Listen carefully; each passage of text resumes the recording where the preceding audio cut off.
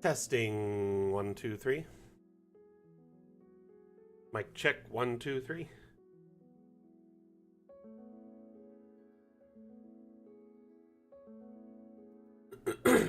Hello, Mondu.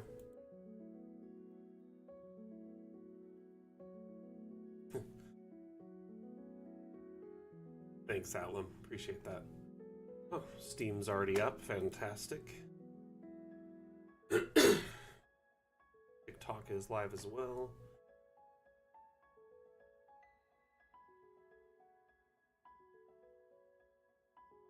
Fantastic. And we're getting multi-stream feed, so we should be getting pretty much everything.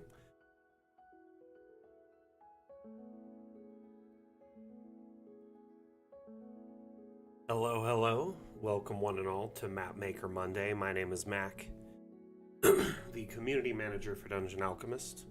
We're just getting started as we do some last-minute checks. Please bear with me.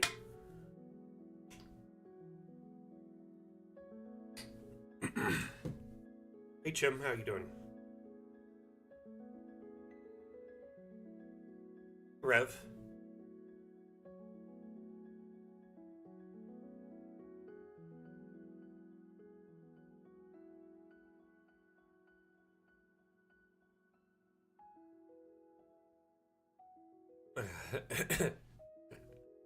There was this really annoying trend on the internet for a while. It's still kind of prevalent, where people would post first on posts like YouTube videos or forum posts, Reddit posts. They would add no value to the post whatsoever. We clearly know it's the first post because it's the first post, as is evident by it being the top post. And they would just type first. So I am glad we've moved past that point in our development as human beings. It's fantastic. It was quite annoying for me. I hated it so bad. You kind of miss it, Rev. I guess we're on different wavelengths with that there. I guess the internet's a different place since then. It was more wholesome back then for sure, but I definitely don't miss seeing first posts because they were obnoxious, like to a whole new level.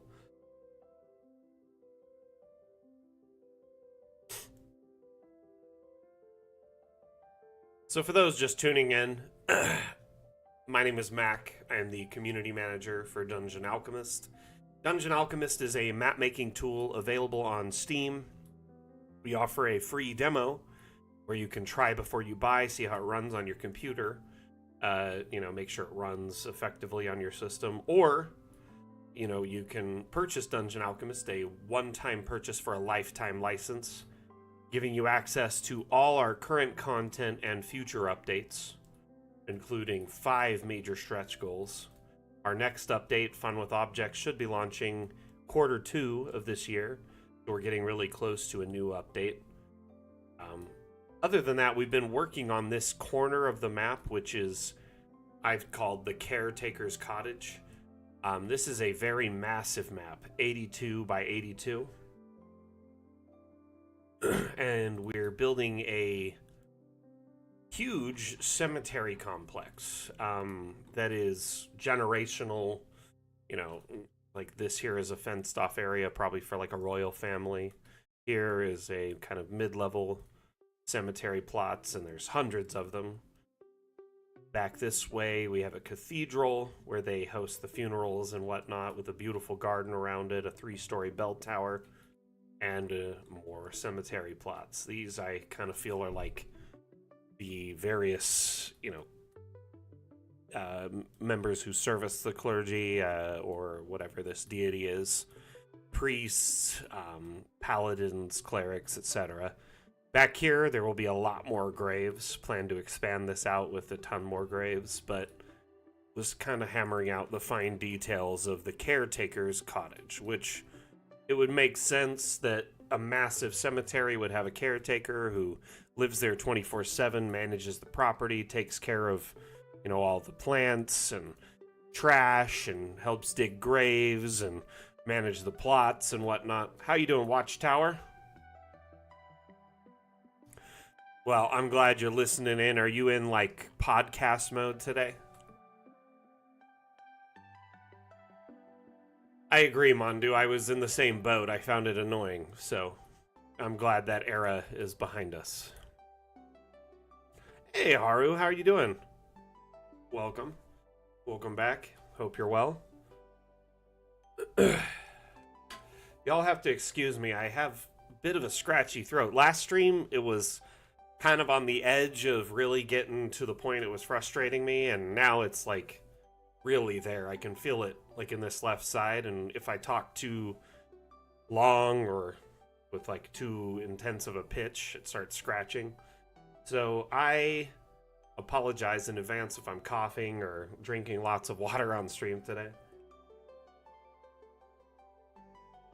to help alleviate that. Doing fine. Had a great night's sleep. That is awesome. Hey, Eric. Glad to have you here. Appreciate you. So last week we were working on kind of this area in front of the caretaker's cottage, which I've made little farm plots, like above ground farm plots, well, a chicken coop, and a little... Oh, hi, kitty. Cat just ran in. And a little log chopping area for, you know, firewood. Yes, baby? Come here. Come here. You don't cry. Oh my god. Stream's been live for like 5 minutes. Come over here.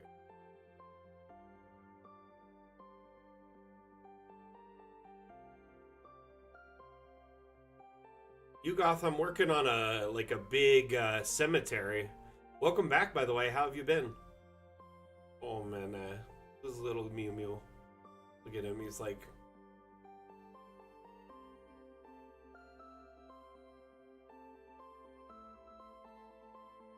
My arms are getting claws deep into... You okay? Oh, baby. Needed a minute of attention.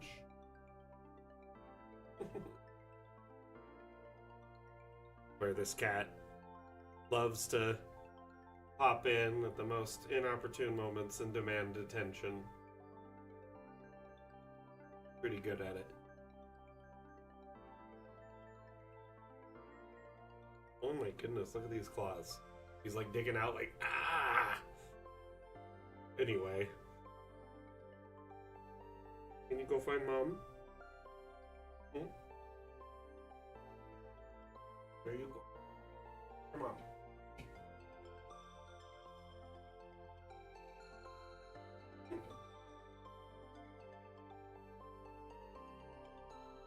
on. Meme and Ruru for the dog.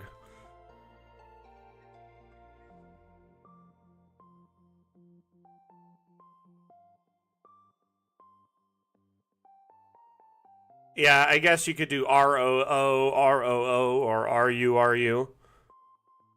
Like, roo! Like a dog does, you know?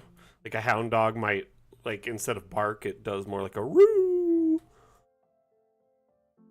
Trying to think of what to tackle next. I'm deciding at the moment what to jump into. So this whole space here looks very, like, navigable and fun. Strawberries would be nice. I'm just trying to figure out where to put them. I've kind of maximized this whole plot space, but could put more garden here. I definitely need to fill out these little like areas here with extra stuff.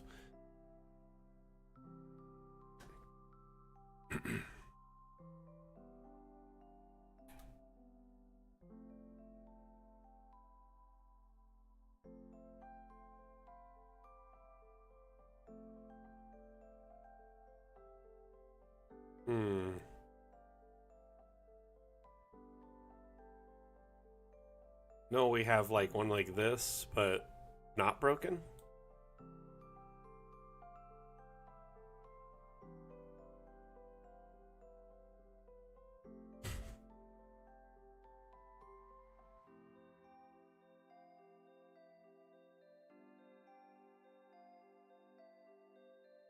He's gonna fill this up with like various ceramic pots, some of them broken, some of them whatever, you know.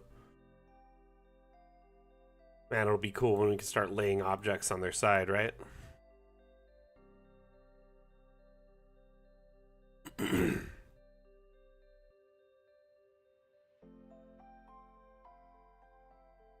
Yeah, like the dirt here is kind of mulch, I guess you would call it. I mean, it's really just digging up graves.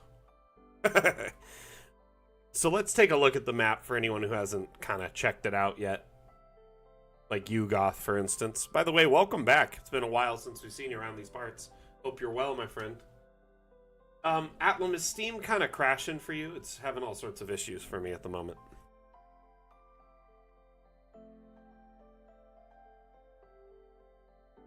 Gotta close.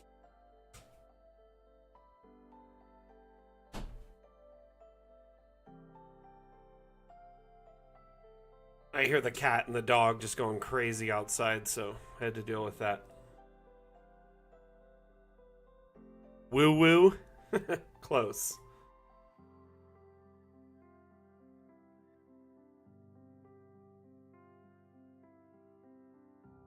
It's like that, Haru.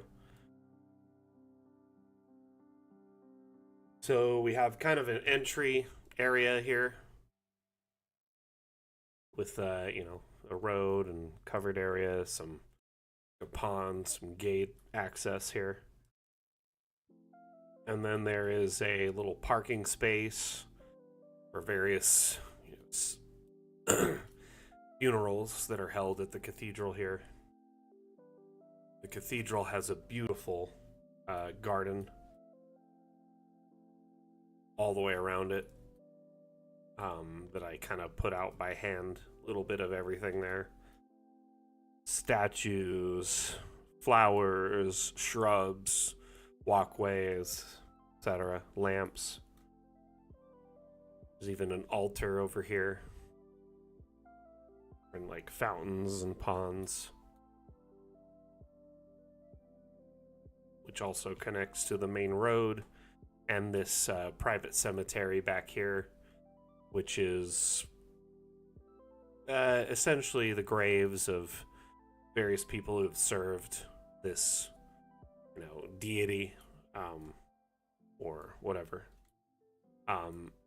So clerics, paladins, priests, whatnot. Lots of graves. Some of them, it's just like whatever they had of them, maybe like a relic of them, or maybe only a bone.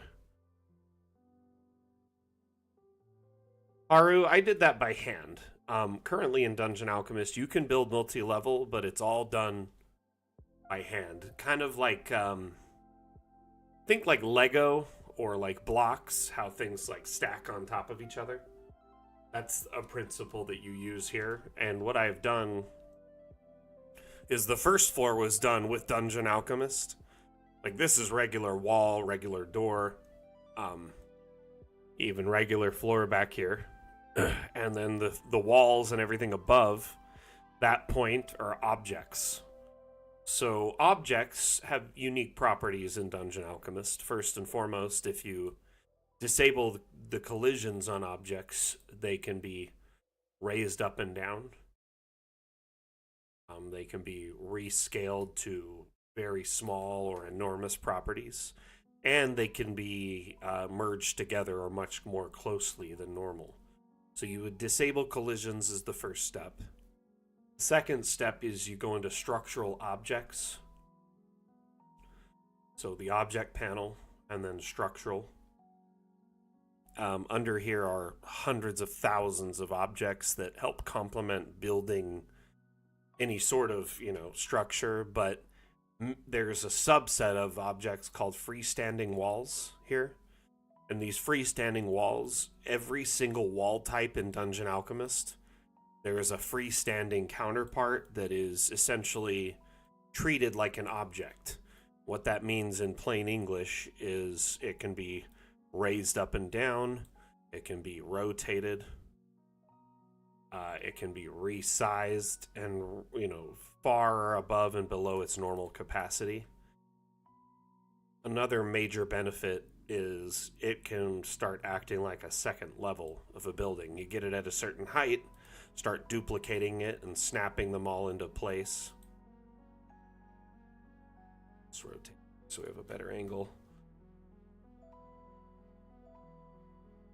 Fortunately, because I built off the grid like a dingus, notice my grid here? It's trying to snap to that, so it's really fighting me at the moment. There. Had to just find like the right angle. Anyway, that's part of the reason I didn't do this whole building. I only did that one tower. So right now, if you have the patience and the ability to, raise objects up and down by disabling collisions, which any of you can do, you can start building multi-level. This is a great example of a multi-level structure. I just stacked up the stairs using wooden like platforms and stairs, objects. This bell tower already that tall. Everything else I kind of just improvised as I went.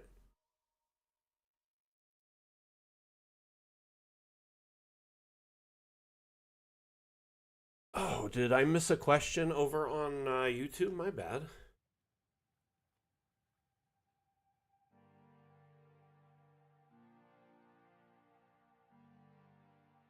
Raphael, that's a great insight there. You said you'd like us to post more about the development.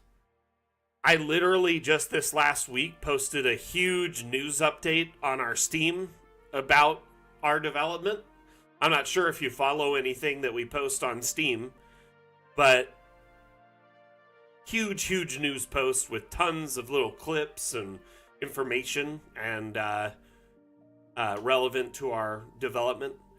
I don't have any control over our website, or I'd post there. I've been talking to the devs about maybe expanding my work to do that.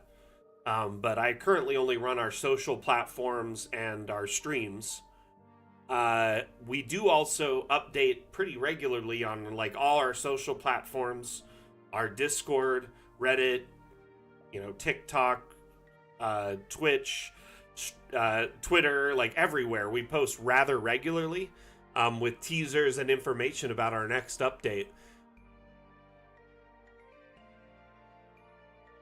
Okay, well, it was done via Steam, so I'm not sure what you're complaining about there. Not to get snippy, but it was posted on Steam. Huge content news update. I can show you right now if you're unsure of it. And not to mention social platforms being a like day-to-day posting little teasers and updates on our development is actually a really good way to do things because it's much more straightforward and simple than, say, Steam, which requires, say, I don't know, like 10 pages of information just to post one page of data. Steam is a little backwards and outdated, and that's not a bad thing. Like, it's really cool how much information you can share, but at the same time, it makes it a little bit prohibitive, where we kind of struggle to post something daily, per se, there, like we can on social media. So we post now, we're probably going to be posting like a monthly update or a quarterly update there. If you missed it, I'm sorry you missed it. Hundreds of people in our community have checked it out already. Quite a bit of information there. So please do check it out, and I encourage you to join our Discord and follow our social media. And I'm sorry if those aren't optimal for your, viewing experience or whatever, but they do work for a large portion of our community.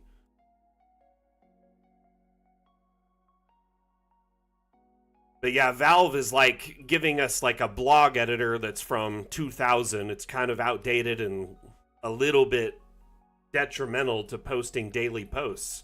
They force you to put artwork that's very specific sizes on every post. So basically, I have to cater very specific artwork just for every post. I can't post videos there or art over certain sizes either. So videos have to be uploaded to YouTube just to be shared there. So I have to upload them to a third party just to share them on Steam. Like, while I love Steam for like the workshop and hosting us as a, as a store and whatnot, sharing new daily news at least is not very conducive there. Like a quarterly or monthly newsletter, definitely on Steam. I'm all for it, and we'll be doing it going forward.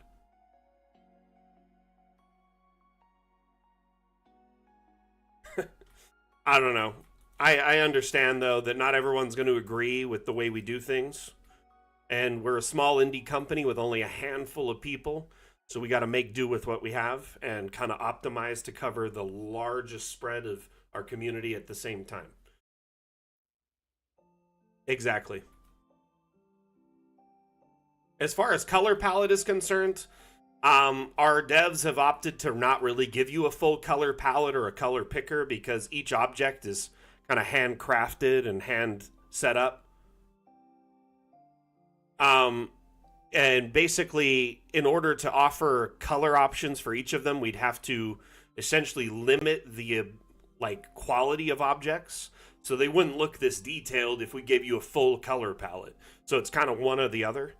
Um, that's why essentially the limited options, say where you have the hue slider or a few color options available, that's why that's all there is.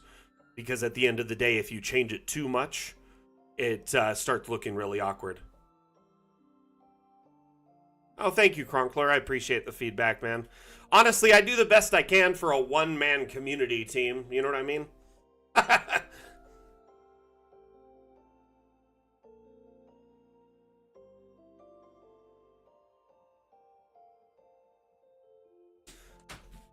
You know, considering we're in early access and we're a team of 10 people and I'm literally the entire community team, I think we do pretty good.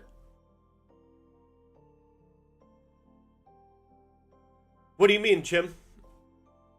Header image is kind of like a landing page. Oh, I appreciate the kind words, Garrus, by the way. How you been? Hey, Half Ogre, what's up with you, man? So, okay, I think I'm going to expand this to have more garden here. I've been thinking about it the last few minutes while I've been talking and answering questions. I want to put a few garden plots, but on the ground here. Um, these ones up close are like the ones he grabs from frequently, but the ones over here, whatever, I might even change these pumpkins to say strawberries and put pumpkins over here. Or gourds over there, something that's like maybe more of. I just couldn't find a lot of little things to fill these plots, so I decided at the time, I was like, this is really all the garden I'm going to have. But then at the same time, I have this huge kind of, I don't even know what to do with this here. I'm just going to put like rare plants or interesting plants in here. At the moment, it's just a placeholder. I've also got to fill this up with tools and just kind of put like random stuff all around the property.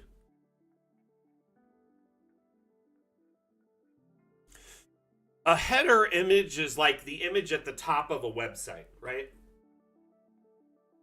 Here, when you look at our stream here, this is a header image where it says Mapmaker Monday. This is the top, the header. So the header is the top, the footer is the bottom when it comes to like website development.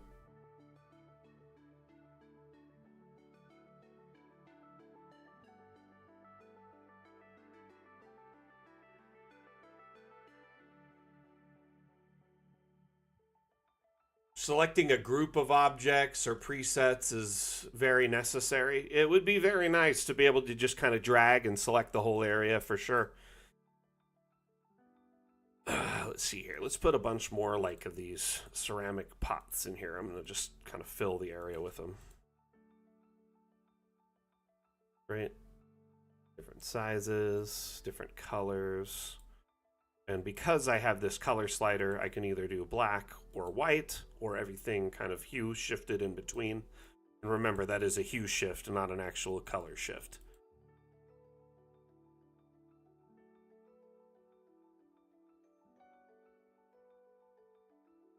You know, Cronkler, that's a good question, and that's really dependent on the situation, I'll be honest. Like here, I'm just kind of freehanding it. We do have, like, some, garden options, I think, under, like, mansion and, like, the greenhouse I generated over there. And there are some, like, I think under village and Farmstead has some stuff. We will be offering some garden plots in the next update that'll streamline like generation for like farmland and stuff. But right now, I think making it by hand is a little bit better. That's just my personal preference. Um, After making hundreds of maps and everything in between, I really just have opted to kind of build everything by hand with some subtle generation in between. Hey, that thing was like snapping where I didn't want it. So I was thinking of putting like plots like this, right? Maybe I can move it over and then generate another one just below, or like a space in between. That's actually really nice and centered. And I could put a pathway in between it going over here. Ooh, I like that. I like it.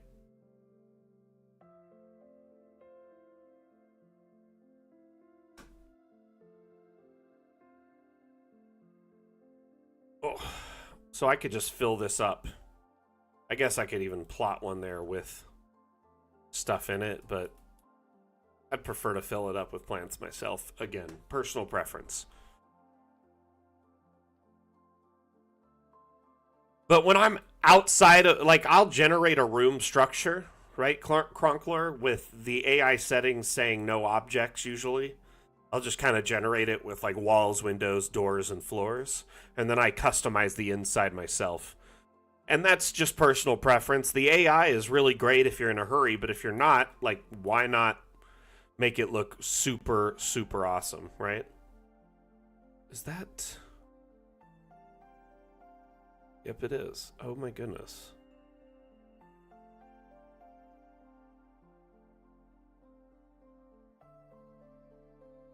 I need to finish the ivy around the building too. So, couple plots.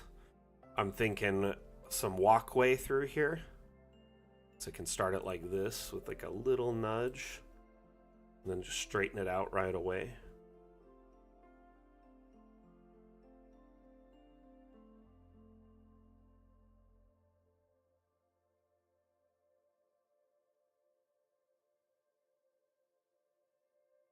I mean, you can do that already, Cronkler. You just generate the room without floor. And then it uses the natural floor as part of it.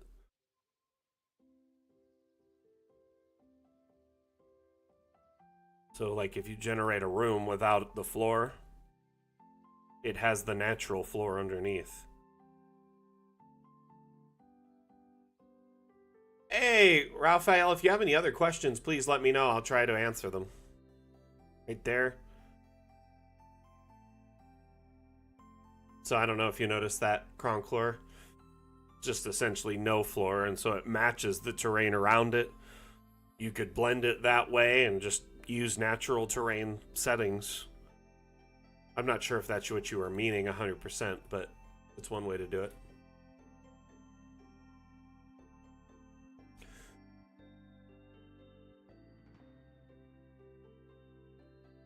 Yeah, Couch Warrior, I think it all comes down to preference. I think a lot of us, when we get started, we use the AI for a lot of everything, like generating environments and rooms, But after you do it for a while and you get the hang of Dungeon Alchemist, I think it's fun to just kind of do everything by hand because it opens the door for so much more possibilities.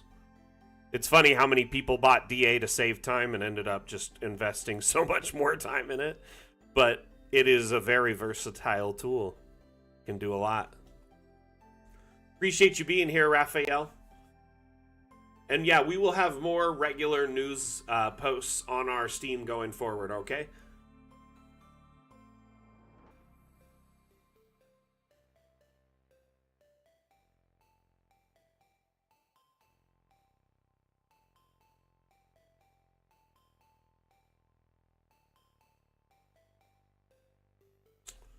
Well, thank you, Chim. I appreciate that. Like, uh,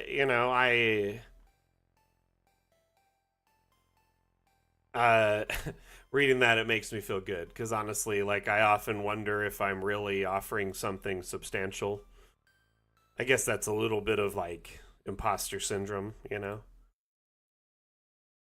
Are the people here really enjoying what I'm doing, or is it something that is helpful? Anyway, I appreciate it.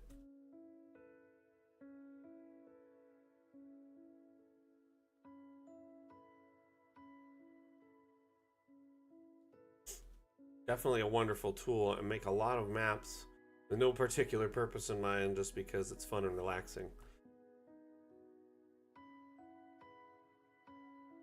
Well, it affects me nonetheless. Trying to ignore it still happens, you know what I mean, Rev? Um, should I make like a framework of stone all the way around this to like walk around, or is this pretty adequate at the moment? Just to like through the center. Could make like a long, going along that,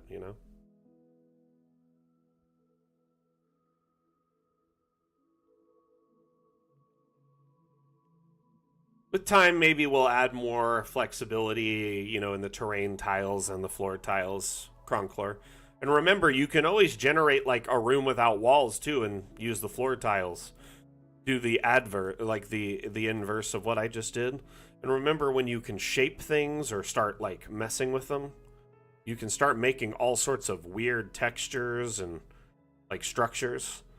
Our community has made like pathways and like all sorts of stuff now.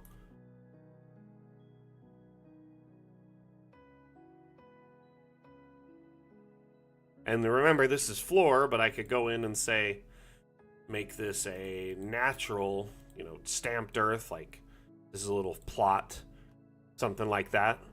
So it is possible to kind of intermingle the two, but very limited at the moment. But it would be nice if there was more matching. I agree. Uh-oh. Where did my stonework go?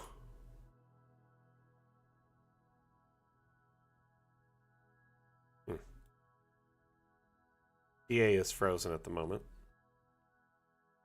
There we go.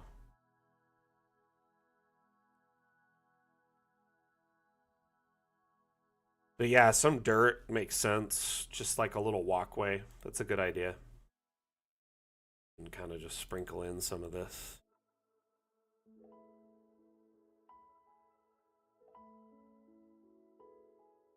Maybe make it a little bit stronger.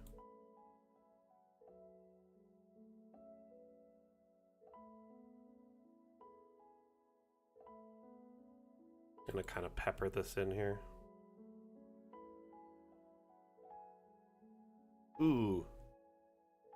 You know what would be really good?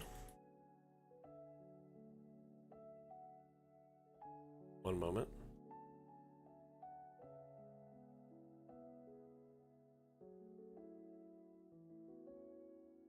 There's a trick we used earlier that might work even better.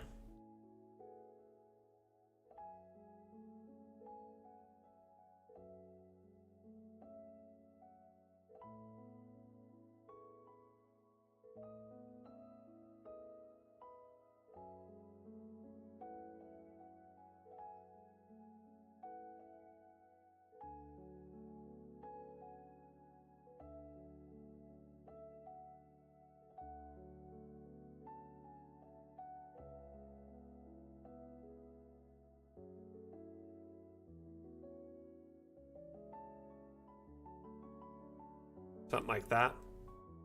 Heck, I could even change this one to match. I just like the bend this one offers.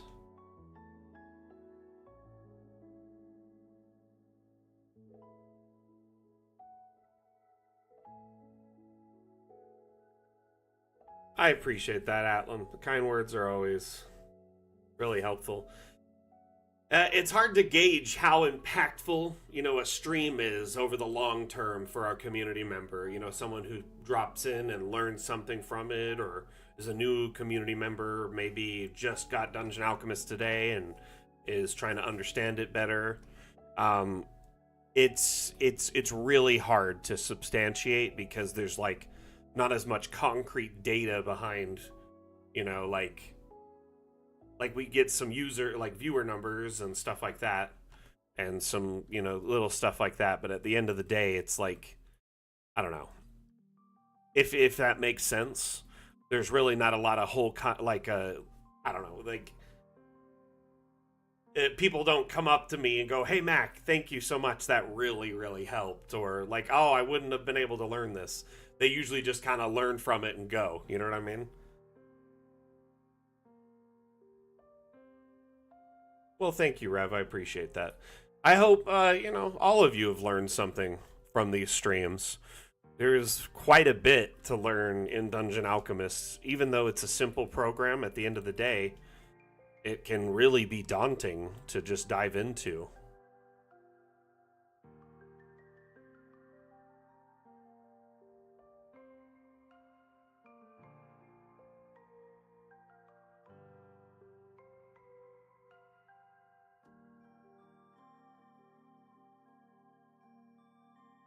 I think that's a good assortment of potted plants or pots from the plants that have been planted, just spare ones.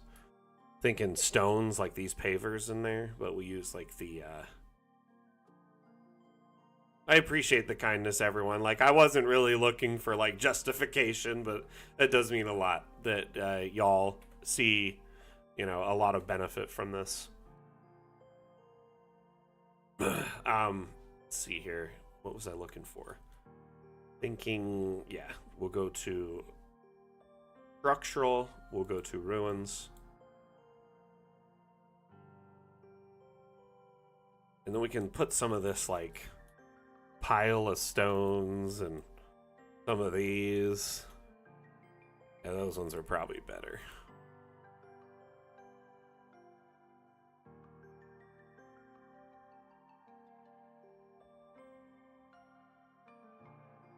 But that's like what we used for a lot of the footpaths and stuff. So I'll probably just put like a bigger one there so you could kind of see it. Some of these like little.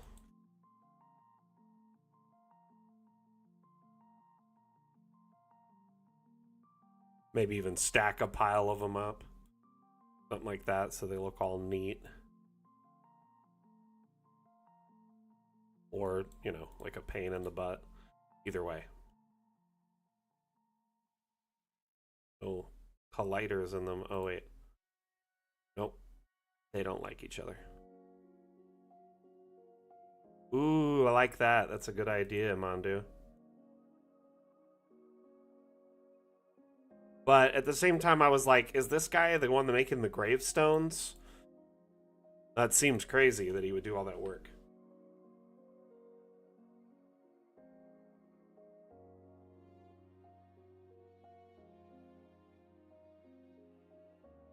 Surprisingly, a lot of people in our community use Dungeon Alchemist that way to, like, kind of showcase their maps in another view. Traditionally, our maps export in top down, right? Couch Warrior. But a lot of community members use that in tandem with, say, a first person view from Dungeon Alchemist or a like a cinematic screenshot or a flyby or whatever. All of these things are kind of used in tandem to really set the scene. That's why we offer these different like cinematic modes and first person modes. One of my favorite use cases is a DM that streams the first person view while the players are in top down on like Foundry or Owlbear or whatever their particular VTT is. So they essentially follow along in first person and show them what they see from that perspective. But adding these cameras allows you as a DM to grab like handouts, screenshots that you can use as handouts, or maybe like special data to give to a particular player when they get a high enough investigation or perception check, something like that. There is community members, DMs who run their entire game in Dungeon Alchemist. Mainly just they prefer the aesthetic. I get it.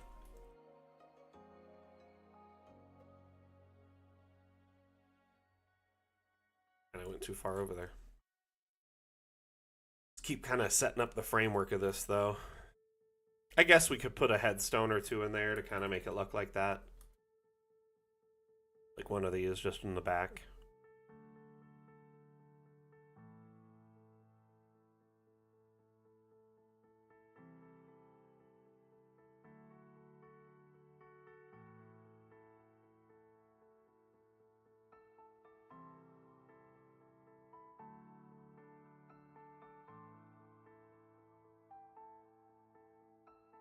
Ooh, I got an idea for this area right here. Okay, so I'm gonna put like a little pad of dirt here, and then I'll put like a little area with chisels and stuff and tools for this. But yeah, we'll have the grindstone, everything for that.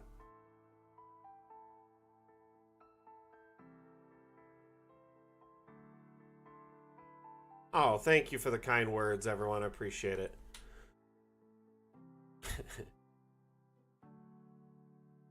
Honestly, like I love the idea of like say tutorial videos, right? But here's the problem with it. Dungeon Alchemist is in such a constant state of flux, right? We make tutorial videos and then in an update, it a lot of them are outdated. So I'll make them and constantly release like tips and tricks and stuff. But the streams I feel are the best way to learn Dungeon Alchemist because it's the most up-to-date information in real time. You get hands-on training from someone with over 3,000 hours. You have our community members chipping in ideas and suggestions and feedback. It's a great space to really learn at the end of the day. And I know I'm preaching to the choir here, but I feel like it's almost like being in a classroom. As in versus say watching an advertisement or like I think like a video is more impersonal than this. This feels like you all are here. We're learning together, and learning from each other, and as a group, enriching each other. I don't know. I never thought I'd be a great teacher when I was growing up, but sometimes I look at this and I think, man, I do kind of have a knack for it, at least to a degree. Hmm. What should I put over here? Some field. Thinking like this.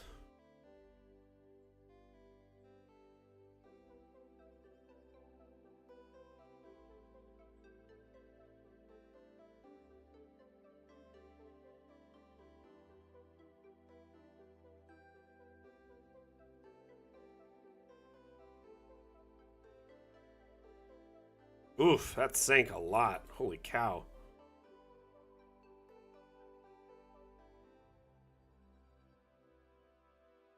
It's not too bad. I can deal with that. A little dip. That or I could just lay it up to there. Seems about right. Yep. Okay. Well, did it not even generate?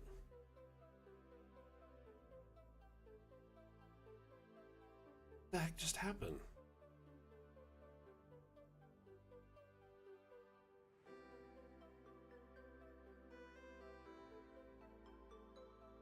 It seemed to like bug out really hard.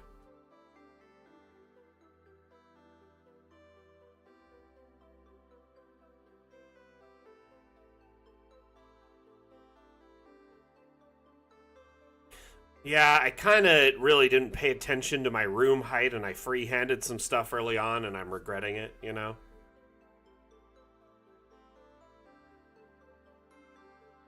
What I think I'm going to do here, though, is make this like a dirt pad.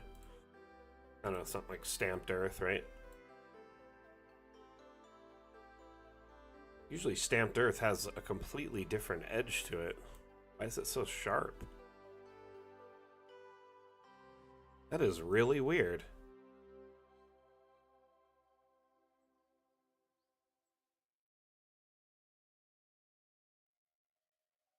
So, Couch Warrior, there's a few ways to approach Fog of War. Obviously, because Dungeon Alchemist isn't meant for it, it doesn't have it built in. We do have some things that can kind of address it, like effects. If you go into effects, you have like black smoke. Kind of works, but it's very resource heavy. And you could start covering an area with it, and essentially make it a Fog of War. Um, Though I don't recommend this because, like I said, very resource heavy. Another option is using abstracts. You can grab the abstract objects from the abstract panel and these are essentially blank slates. So you could put them over entire areas, just raise them up, right? And you can use like the black here if you want, or insert like a blank image that's dark black. Make it even more like a fog of war.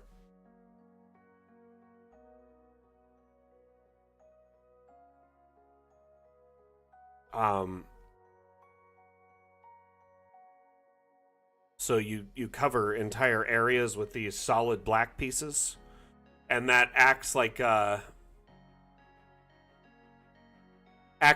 primitive fog of war. And then remember, you also have like real world solutions. If you're playing on like a TV tabletop, you could cover part of the tabletop with like a black sheet. I've seen many DMs do that when they play in person, like a real fog of war, or cover it with like that stuffing stuff that's like clouds. You just cover a part of the TV with that, so you reveal it as they can see it. Lastly, you can always just reveal portions of the map as you see fit on the TV. You hide the UI, of course, have the grid or no grid, and then just reveal the map as they are seeing it, so only show portions at a time. Abstracts are probably the most like simplistic way. That or like a real world.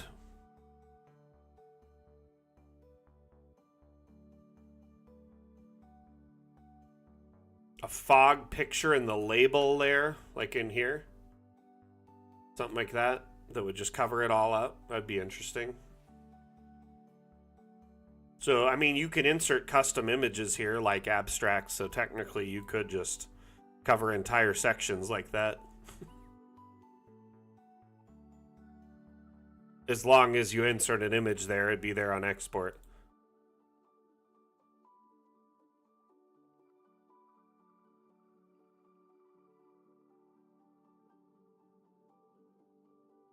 There's a few different ways to approach it using the tools available, Couch. I think though, given the suggestions we've offered, you probably can come up with something at the end of the day. Okay, I want to take a break on this space for a minute because it's giving me a headache. I'm going to focus on the ivy around the house and plants, because I'm going to do like more shrubs or something. Shrubbery! We shall have a shrubbery!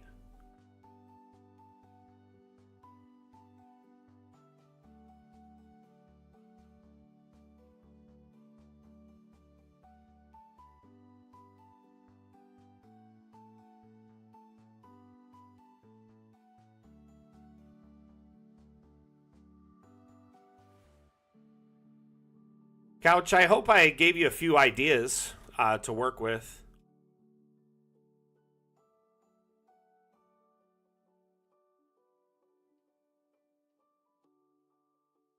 Sure, I'm not leaking through on that side.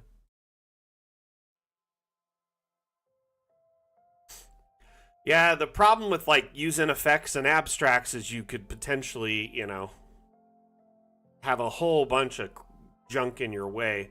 I think a physical thing that you cover portions of the TV, even like construction paper, works really well.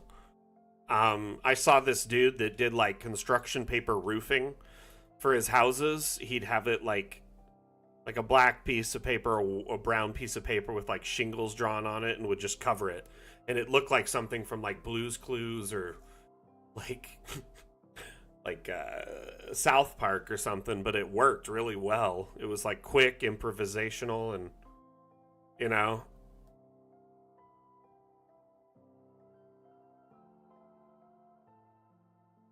I think that's why it needs to be kind of all fogged or nothing. You know what I mean? In my opinion, it's probably best to just ignore fog of war, as it adds like extra steps of complexity, while you could just kind of zoom in on the area they're playing in. You know what I mean? Just kind of focus on what they're actually doing. I don't know. But I'm not at your table, so I can't really speak for you.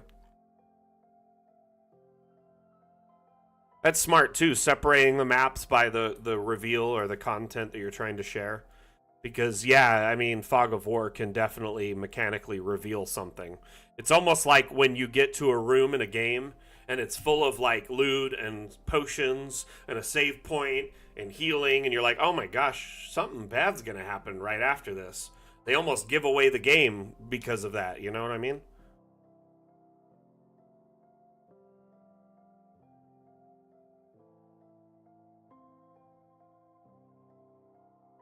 Yeah, Cronclor, the hotkey for the grid is Alt G. So you can disable or enable the grid with a hotkey, Alt G. So whatever your grid settings are set to, they'll just turn on or off.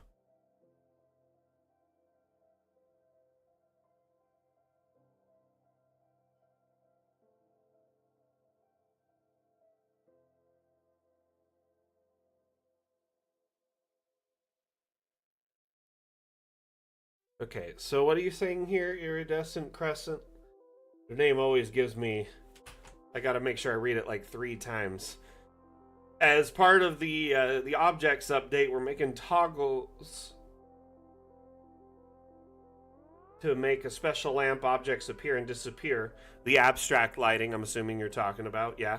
Hey, KO'd, how are you? Let me pull up the abstract lights so you can all take a look at that.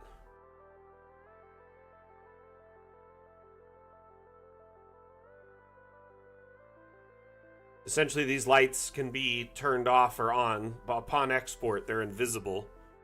So they cast the light source, but the light housing itself is no longer there. I'm going to leave this on slow, just kind of playing. Cronclor, by the way, we have a bunch of hotkeys on our wiki. You may want to check them out. Like a whole reference of hotkeys. It's good to know. A lot of the hotkeys are like referenced in the menu and stuff. But it's nice to have them, and you learn them really quick. Or if you have like a Stream Deck, you can put them in there as quick keys, and it saves you a ton of time. This is used to add lighting to wherever you want, really, in a map. So you could add lighting to an exterior, interior, but it's like mythical lighting, because when the map exports, the lights are invisible, but the light it casts is still there. So this housing disappears.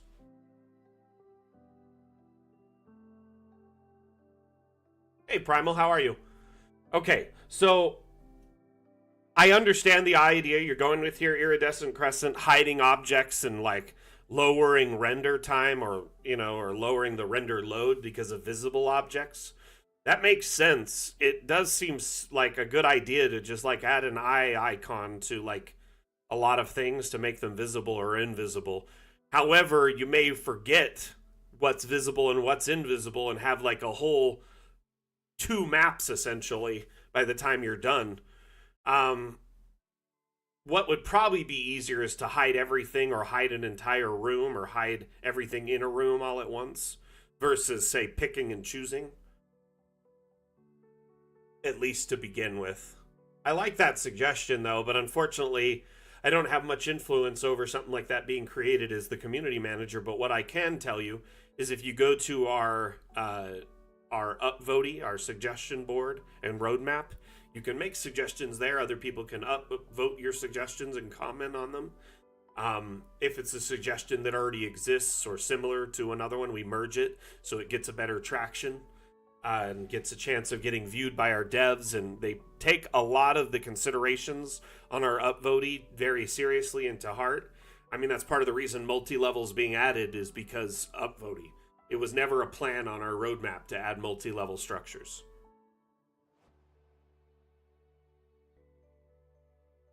You know, that's a good question, Rev. I think Wim has seen people say they like these lights and would like them in the map, so I think that's why the check mark is there. So you can kind of have them or not have them. Does that make sense? It's a good question, though, to get confirmation on. Mainly because they're interesting lights. After there was feedback from sharing these lights, people said they wanted a spotlight version. They're already working on and implementing a spotlight version as well. Hey, see you later, Cronclor. Thank you for being here. Have a good one, my friend. Make sure you like, share, everything before you take off.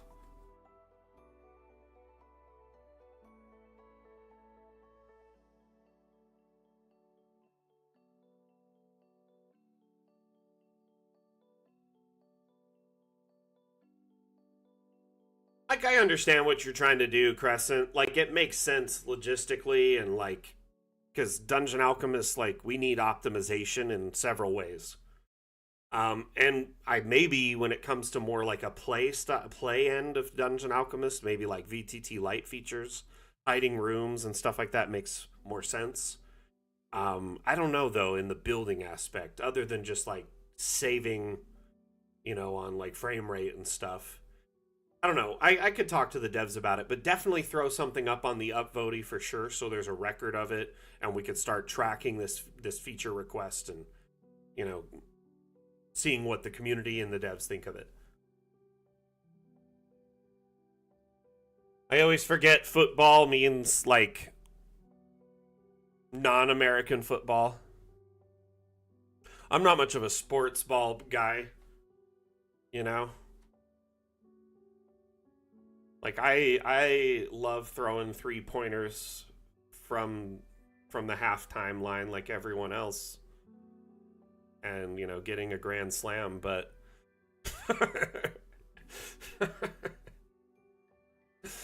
ultimately I used to care about sports when I was younger, and I just stopped. Like they're fun to play sometimes, but sports balling.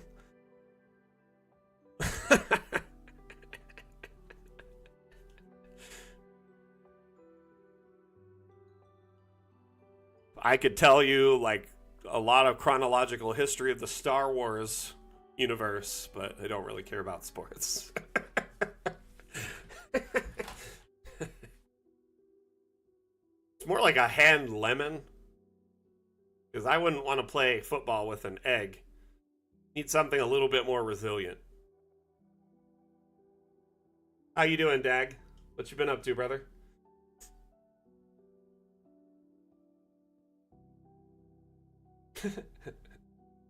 You know,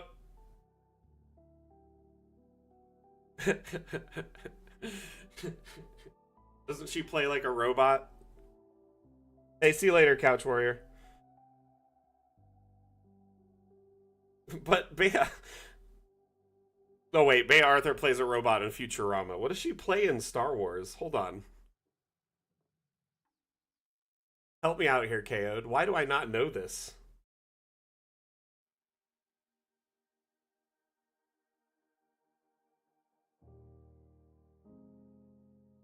Oh my gosh, she is in the holiday special.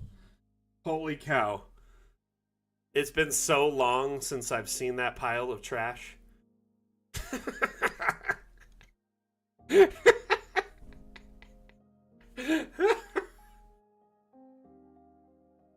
It's so bad that Lucas tried to get it like uncanonized and hidden from all public view.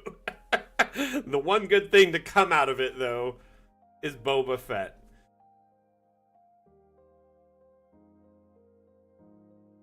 It's on Disney Plus actually. I'm pretty sure. And it is awful. For years, Lucas paid significant amounts of dollars to get it scrubbed from everywhere. Okay? Like most holiday specials, they're cobbled together over, several nights of no sleep and very little funding and or guidance or oversight, other than they need to like hit a certain goal or follow a certain sponsor's needs.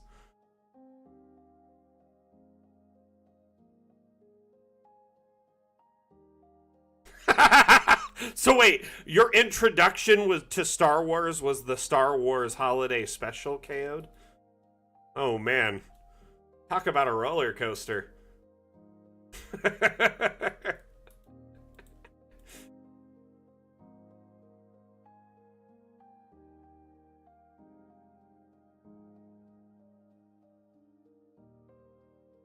I could see why, you really didn't have much confidence in the franchise at the time.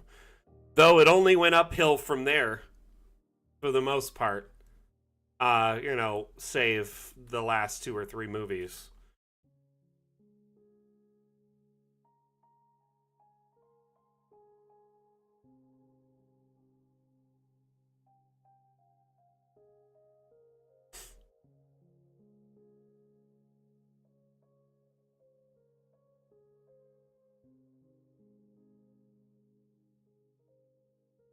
Shadow casting lights out of Blender and into DA. Asmodeus, are you... I know you're lurking. Are you here right now, brother?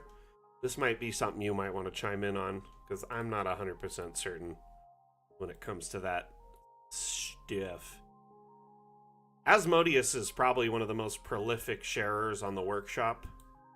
He goes by Dallas RT on the workshop, but he's also, you know, one of our very long-standing mods, and let's see if he's here. He might be lurking, though, so...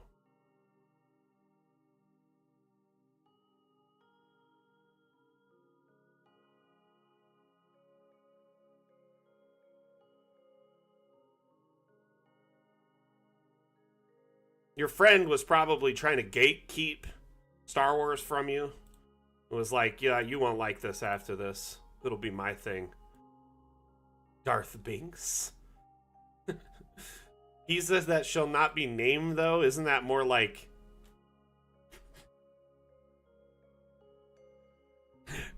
Jar Jar Voldemort?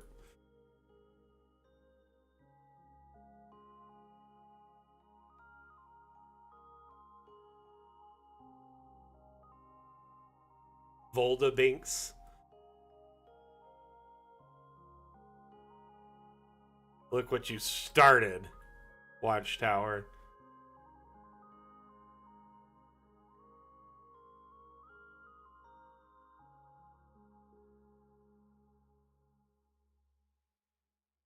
I'll ban both of you. I don't know if Asmodeus is here, but I think if you pop into the Discord and ask that same question, you'll probably get a little bit better answer than here. I'm not a super expert at importing objects through the workshop, but I do know we have a few creators who are just super talented at it, that love sharing their insight.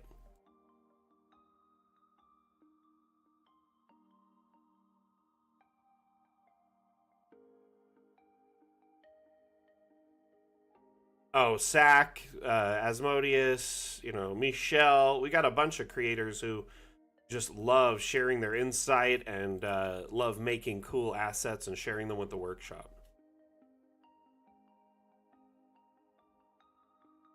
Severus Kenobi. Mr. Skywalker, you lost your lightsaber again.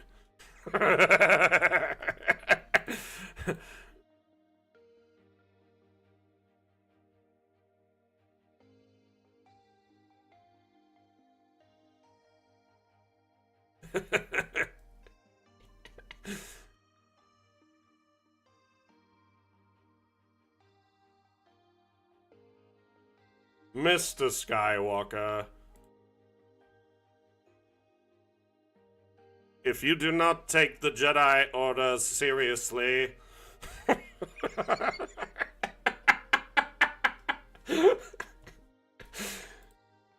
Oh my gosh, that's too funny.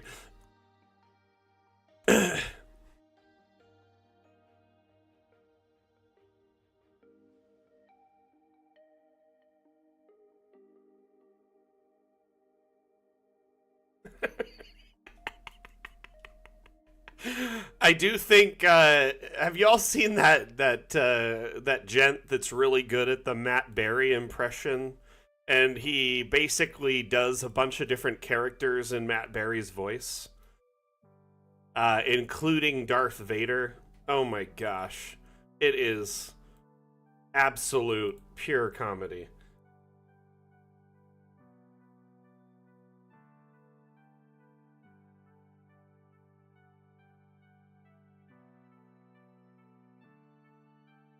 You don't know who Matt Berry is, bro? Oh my gosh. Do yourself a favor and look him up. He's such a brilliant actor.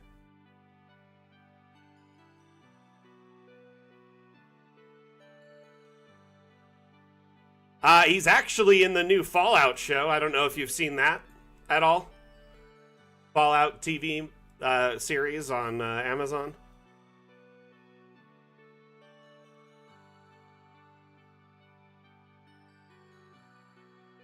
Matt Berry! Harry is the British actor who talks like this. Father!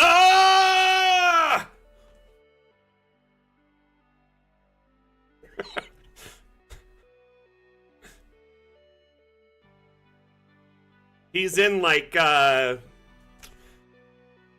let's see here. Gosh. IT Crowd. He's in Community. He's in... Yeah, now he's in Fallout. I mean... You don't have Amazon? Like Amazon Prime, you haven't had it ever? He's in a lot of different shows, though, and he's starting to pick up a lot of recognition as, like, an actor. Oh, he was just in What We Do in the Shadows for 6 seasons. You know. As Laszlo Cravensworth.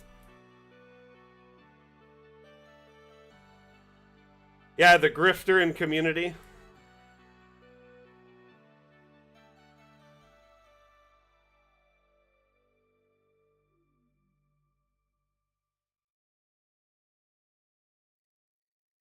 No worries, Dag, I get it. Okay, we've got the ivy all figured out. Let's put some plants around this, like, walkway here. Some shrubbery.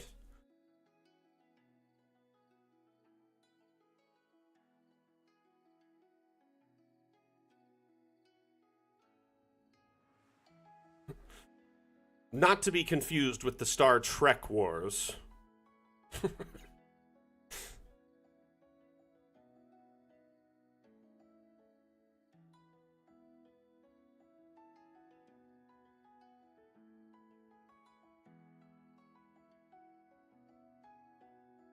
Okay, we need some...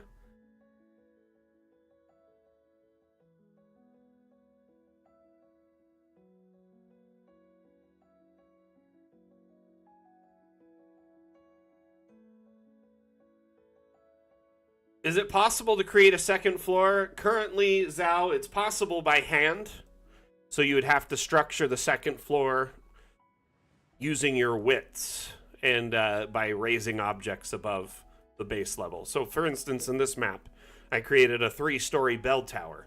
The bell tower object is normally that size, but I wanted it encased in a building. So I built the base floor off of this cathedral using the same wall and everything. So it has a door and walls and floors. Put some stairs in there that are wooden, and then stacked these little, like, kind of platforms in there, and made custom walkways up to new levels, you know, just stacked platforms for the bell tower. Now, everything on the outside level here, these are objects, okay? If you go to the object menu and go to structural, there is walls, an entire subset of walls called freestanding walls.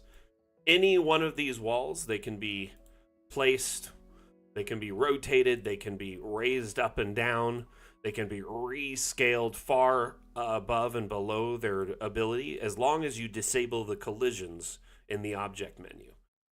So what I have done is I raised some walls up and kind of just snapped them in place above the floor below there. There's hundreds of thousands of examples of multi-level structures on our workshop. If you go to Steam Workshop and click Browse Maps, I mean, just right on this first level here, here's a multi-level kind of inn, here's a multi-level hall, you know, you can find multi-level all through the various maps here because people have taken it upon themselves to use either the terrain tools or stacking objects upon one another to build custom multi-level. Now, our next update, though, will include multi-level that is much more straightforward and simple. You'll be able to just generate structures right on top of each other. Let's see here. Let me find it.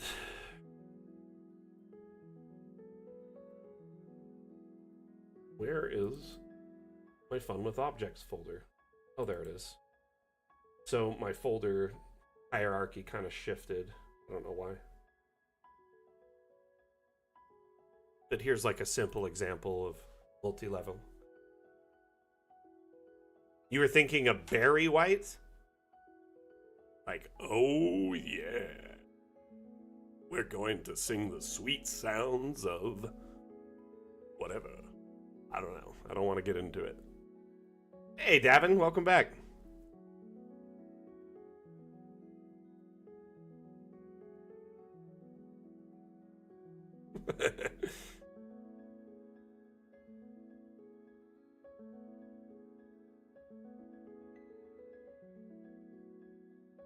So you'll be able to generate structures on top of other structures. So you have the base level, and then you can put things on top of it. They can match in shape, or they can be different.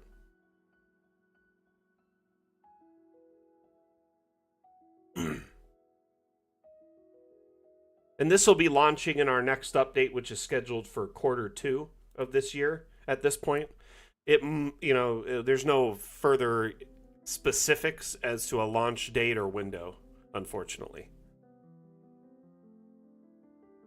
Balconies and stairs will work great. Watchtower, man, you haven't been around for a while, have you? Oh my goodness.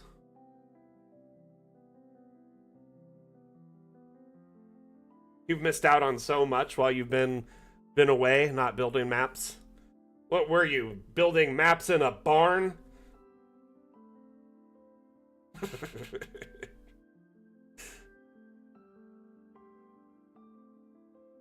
I'm just teasing you, by the way.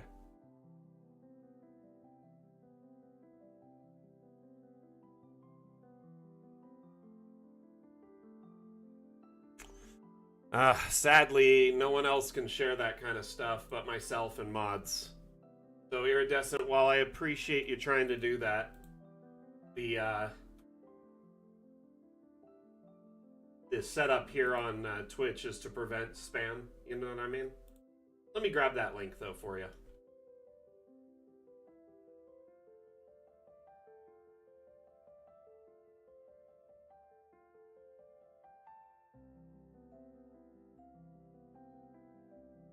Well, thank you. Thank you, Kowser.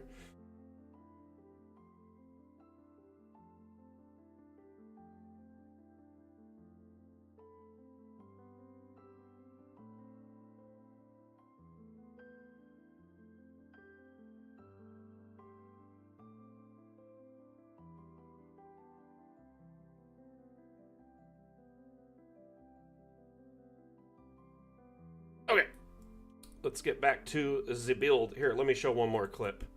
It'll blow Watchtowers and Simone Gal's minds, collective minds. Their heads, their minds, and their brains will all be blown. And it's because multi-level, balconies, stairs, all of these things are going to work in tandem. Will we collaborate with anyone like Mojang, for example? You mean Microsoft? Because they own Mojang now? How would we collaborate with them? Like, what would you mean by that? Like, I would love to hear what you mean by this suggestion. I'm open to collaboration with other companies, and Dungeon Alchemist has in the past. I mean, we currently are collaborating with Kraken War Games, for instance, for the printouts of our maps. We collaborate with Roll20, Fantasy Grounds, Foundry, Above VTT to make sure our exports work with their systems seamlessly as possible. Additionally, we have collaborated with a few other businesses that I can't really talk about because of NDAs. So, AJ, this is a teaser of multi-level in our next update, Fun with Objects. So you'll be able to do this very soon in Dungeon Alchemist with relative ease. Don John we've collaborated with. Yeah, Don John maps, their dungeon exporter matches with our maps perfectly, so you can trace them like that.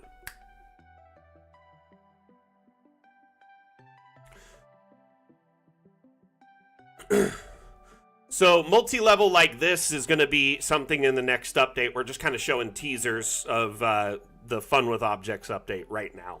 So you kind of wandered in while we were discussing some of the multi-level features that will be available.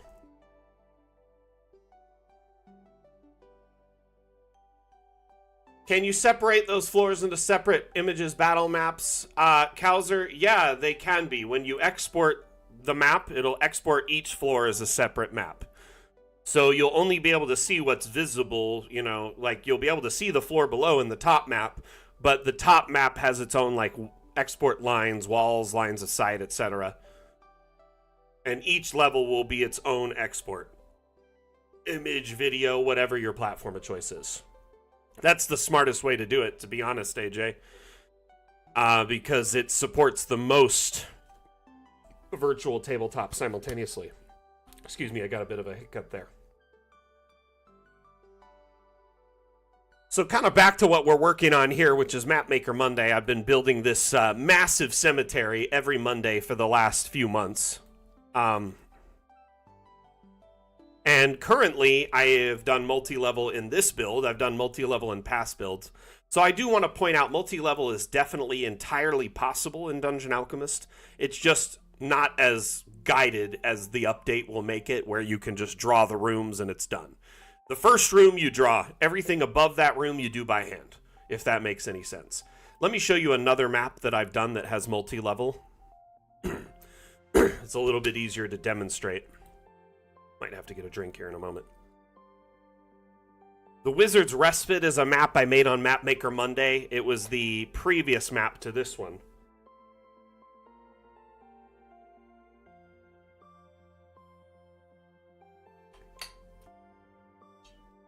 A lot of objects were essentially depreciated. Pits and stuff are kind of going the way of the dodo because they won't really matter. There may be a couple that still work, or pit floor types, like the actual floors, but not like the kind that sink into the ground or sunken staircases. Stuff like that won't be around anymore. A lot of objects got depreciated to accommodate to multi-level. So stairs that went down into the ground but didn't really go anywhere, going away. Pit hatches going away. The hatch will be there, the stair will be there, but it'll actually go down to something now. It's just changing. It's getting completely updated. So this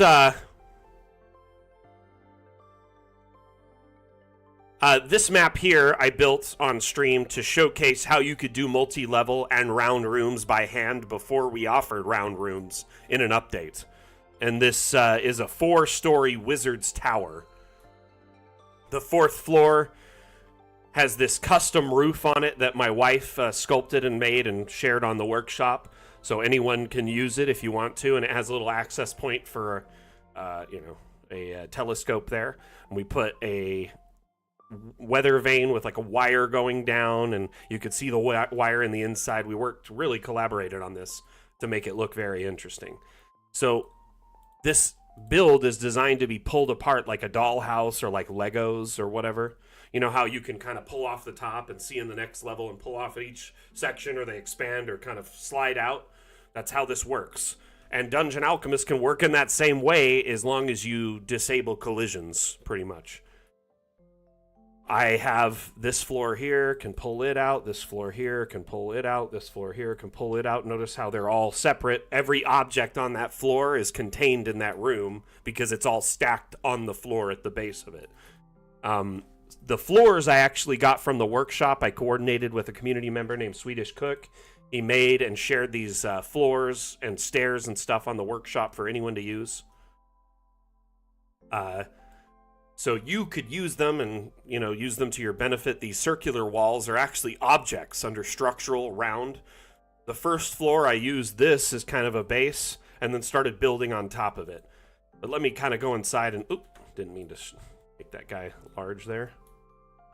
Put this token inside there, and then we can walk around. But as you can see here, I've got like the wire from the thing going up, and it's hooked to a currency like nodule that you can flip on and off, and there's arcane batteries that power this massive telescope. Cool little interactables here in the environment, and star charts and whatnot. Treasures from, the various astral whatever places, and research and stuff like that. Going down, we have his bathroom with the little bath and duck and wash station, his bed. Here's my puppy Seymour, and we got dressers and display cases, stuff like that, with all of his various stuff. Then you go down the center stair. That stair was provided as part of Swedish Cook's floor pack or tower pack. We have a study library here, which, you know, can mix up potions, experiment with spells, all that fun stuff. And then lastly, the bottom floor, which is the hearth and entry. You couldn't really add doors to standalone round objects, so I improvised and made like an immersion door, so it kind of looks like a door on the outside and inside enough to the point that my players wouldn't question it in a top-down view. And then there's also a hatch here hidden under all this storage that is a secret escape hatch. Yeah. Check out this back area here. There's a little tunnel there, and it goes pretty much underneath the house, so it kind of acts like an immersive escape hatch. But this was done, 6 months ago, so it's very possible to do this stuff. And all I did to implement this, disabled collisions, which allows you to raise an object up and down, right? Or scale it far below or above its normal capacity. It also allows you to put objects together, like I can put it in this tree over here and it's not upset, whereas normally it would be like, nope, you can't do that. You see the red? It's like, nope, won't work. So having collisions off helps. Each floor, I was very careful to make sure I didn't like upscale the floor or downscale the floor or the walls so they all fit on that space. I used the stock floors or the stock walls, and they're all stacked on this floor, so it moves as a single piece. Same thing with every object. The benefit of this is you can scale them together, raise them up and down, and it allows you to kind of build the home modularly and stack it into place. And what I did when I was building this is I made sure every floor was actually at a snap point. Dungeon Alchemist has snapping with objects, I'm sure you've noticed. So I'm holding control right now, and it's snapping, and I made sure the base floor was snapped, and every floor above that was snapped onto the same point, so they lined up perfectly. All I had to do was raise it up until it was the right height. It's kind of like I just lifted it in with a crane and stacked it on top, like a modular tower.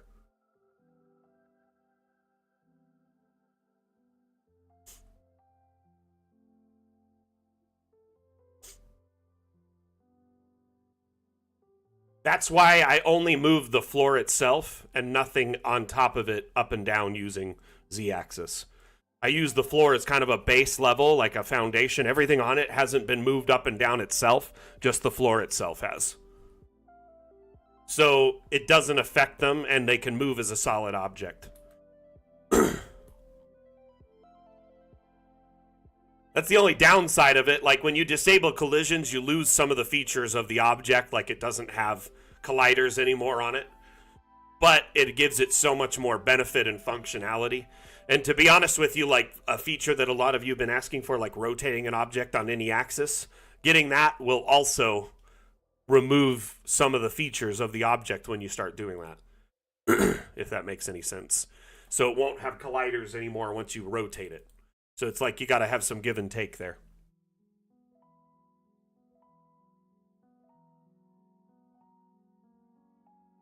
Hey, Polaris, thank you for that. How are you doing? You have a nice day, too. For sure, Rev. I appreciate you sharing your experience.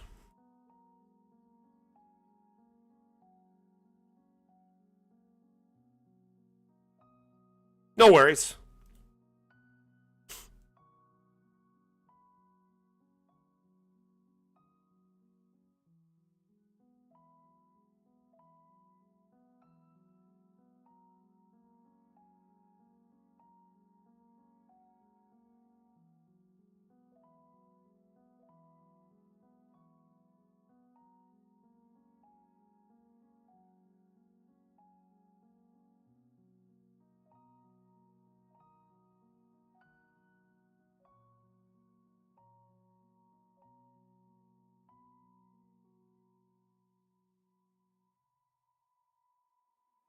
Back to the grindstone, quite literally, right?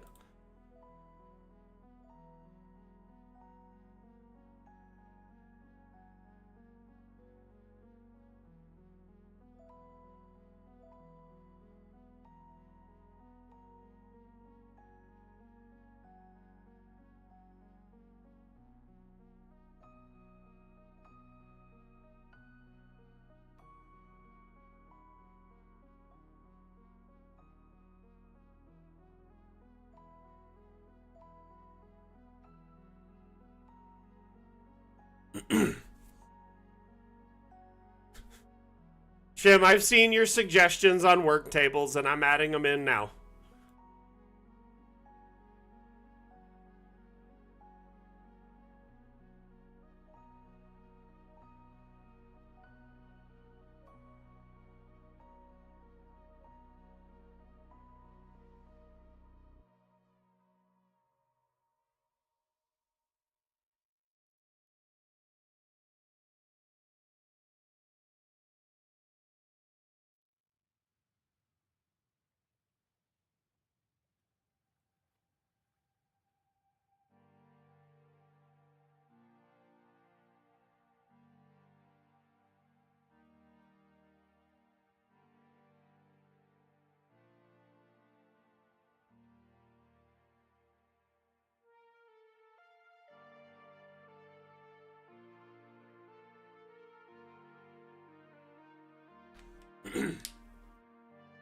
Are we talking about animated exports for... Let's see here.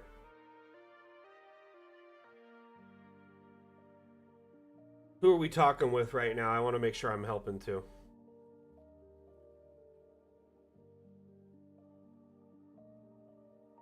Oh, you're talking on YouTube right now. Okay, who are we chatting with? Let me just scroll up a little bit. Greetings, Michelle.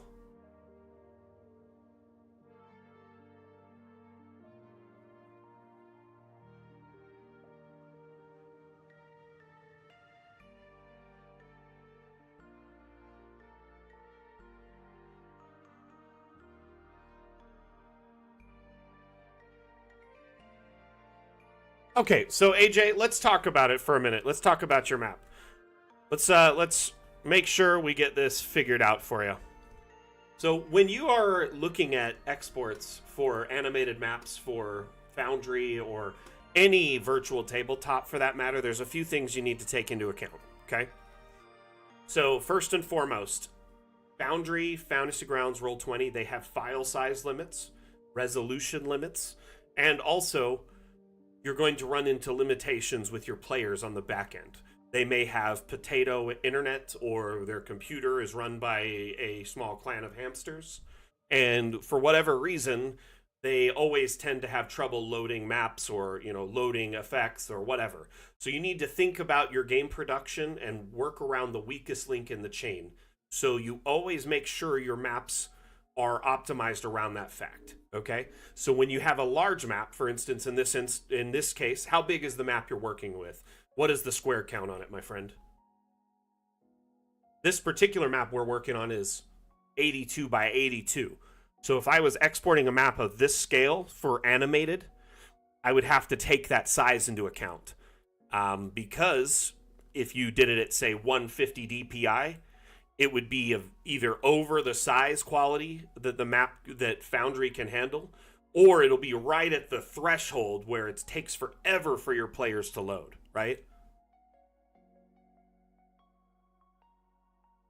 So what I'm going to do is click export here and hopefully not crash the map. I probably should have saved. Now, when you're exporting for Foundry, you have several video options. You have still, right, as JPEG. First off, every map I'll export as a JPEG just to have a backup still, and I'll load that in as a backup scene for my animated maps just in case one of my players can't load it. That's one of my redundancies when I'm loading animated maps, because while the technology is amazing, it's still in its infancy and it's getting, updates and fixes and getting better all the time. So you can export, say, as an MP4. This map is far too big to be an MP4, and it notices right there. It says MP4 only supports a resolution up to 2048 by 2048. So beyond that, you need to use WebM, which is supported in Foundry, no problem. So I'm going to select WebM. I'm actually going to do low quality, and I don't seem counterproductive. High quality WebM, you probably want to stick to like lower size maps, like 30 by 30 or less. Low quality WebM is for big maps, because at the end of the day, this file is going to be huge. The other thing you're going to want to check is your quality of your DPI.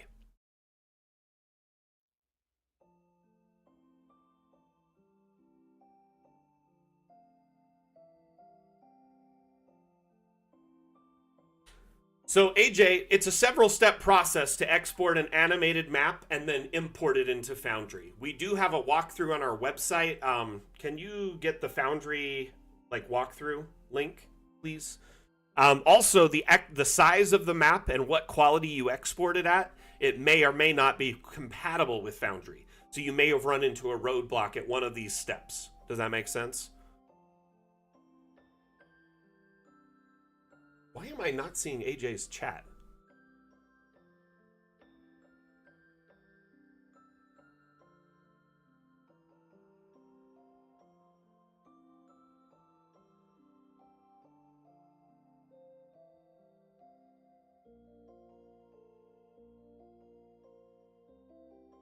Thank you, Dag. But we need it for YouTube, unfortunately. So if you could drop that over. Actually, just tell them to... Hold on one second before you do that, okay? Before you do anything like that, really quickly, Atlam, let me make sure you're modded on the YouTube channel. I'm pretty sure I modded you, but I want to double check.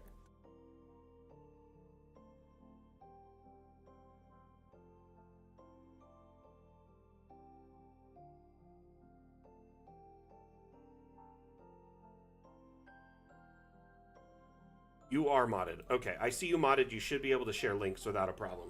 I just wanted to verify.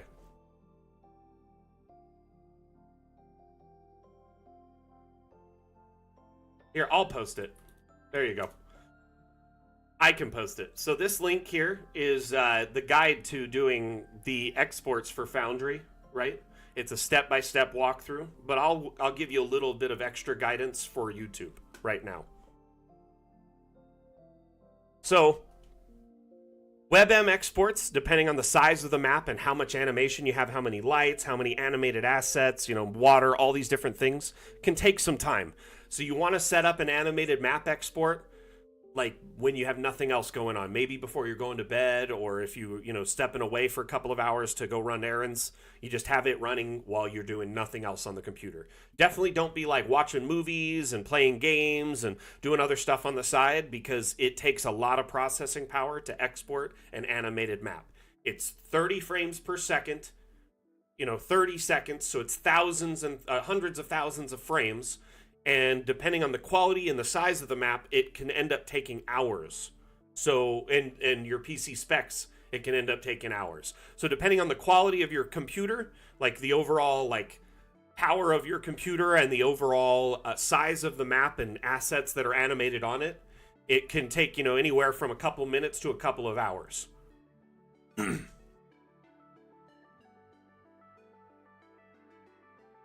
So AJ, when doing this, when you're exporting animated maps, I highly recommend setting the image quality to 72 DPI.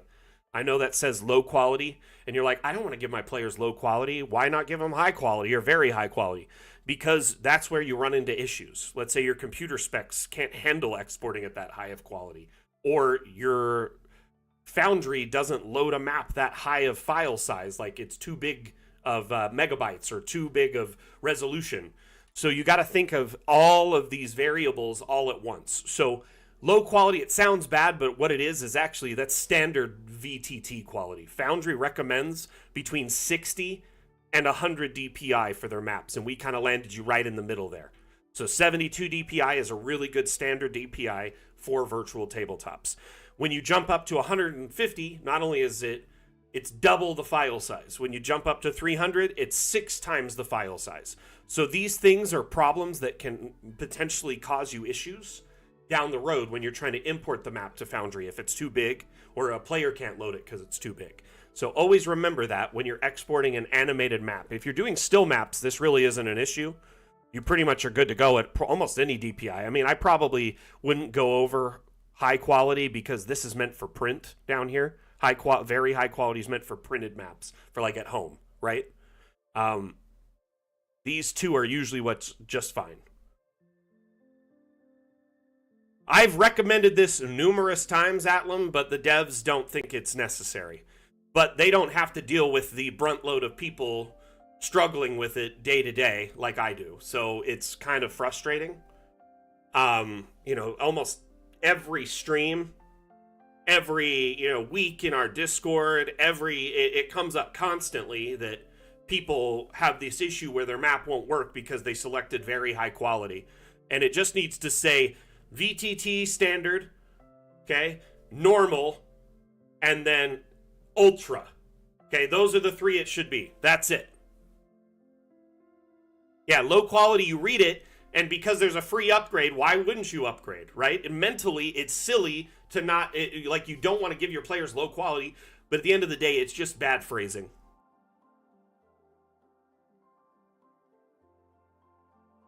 Hey, see you later. See ya, Dag.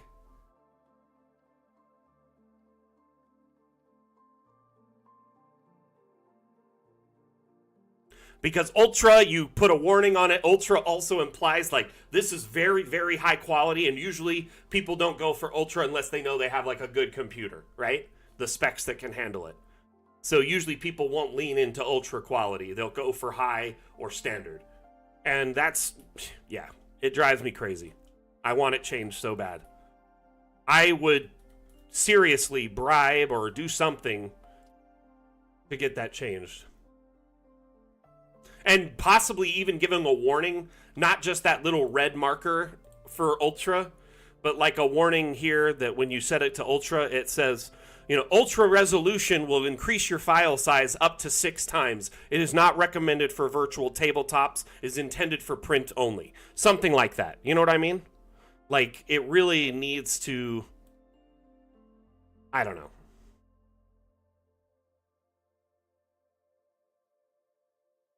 You know, the update's coming up, and I'll bring it up again, because I'll just say we get a lot of, like, issues with this, and I think it would save a lot of headache. It shouldn't be too hard to change either on their end, so I'm not sure why I've gotten so much pushback. But it is what it is. I think it's just not a focus for them right now, while multi-level is kind of high on the priority list. Okay, so this little area, is this starting to kind of flesh out and feel more like streamlined?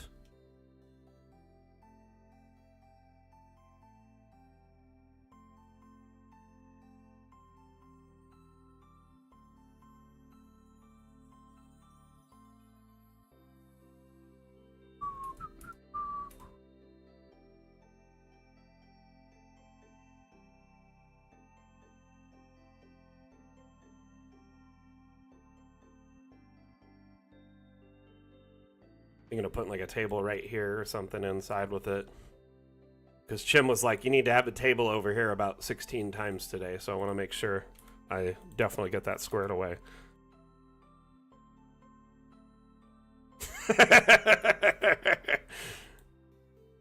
I'm giving you a hard time, Chim. We'll put a bread peel in one of these, because it looks like a shovel just kind of chilling out, right? And then we can even put like a shovel on the table, but we'll shrink it down a little bit. Maybe put a couple of the pots up here too.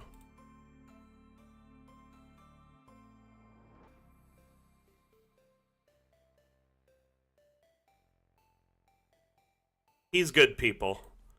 Chim's good people. I just gotta give him a hard time.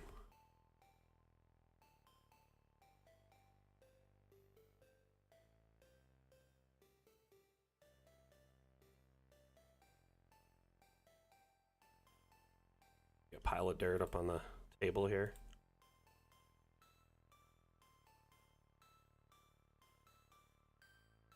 Ultra.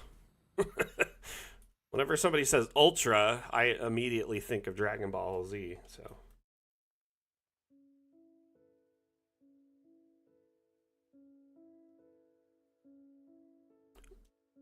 Killer Instinct, right? Oh man, talk about a good game. Did you play the latest version on Xbox One?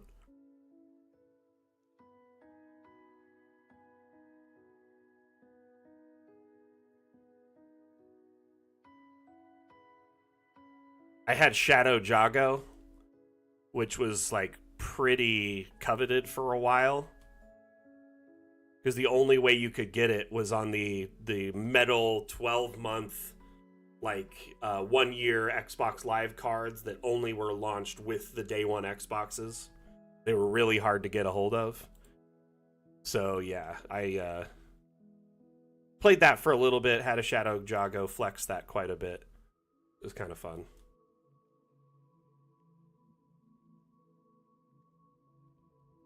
Thinking of adding like some more dirt paths into these so it looks like these are like heavily trafficked. Maybe kind of some there and going like this direction towards this. Some more dirt here.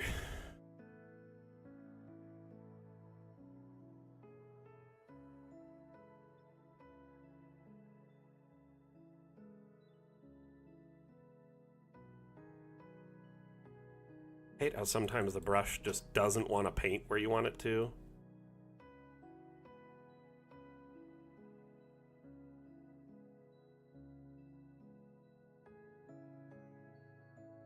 To like layer in another paint first.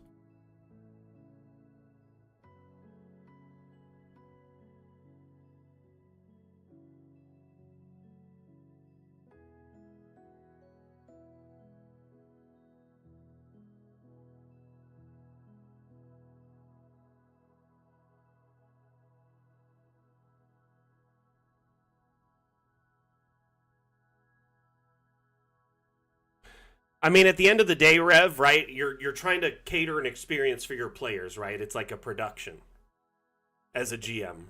And if your players are constantly struggling to load a map, are they having fun? If they have to refresh every map and every 5 minutes and they're, oh, I can't see my character, do you think they're enjoying themselves, or do you think they're probably upset and embarrassed? They're holding up the game, they know it, right? We don't want to call them out on it, and then they're upset and embarrassed because they have to keep doing this over and over again.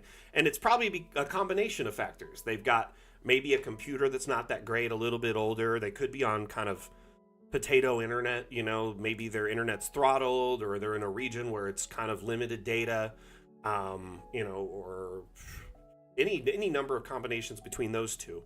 But we don't want to give them more headache by making the map 150 megabytes to load. That's just going to slow them down and make it impossible for them to play. Oh, is how squished the map look? Interesting. Oh, iridescent. That's a good suggestion for like a workout list. I've never even considered like a video game track like that, as a sort of, you know, like a workout track. But that makes so much sense.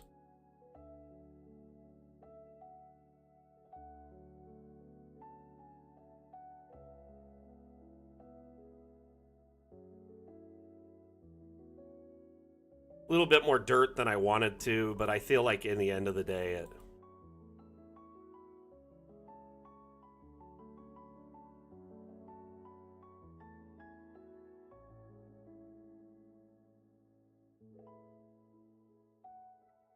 That's weird. It shouldn't export with the dimension ratio changed unless you edited it in like a third-party software.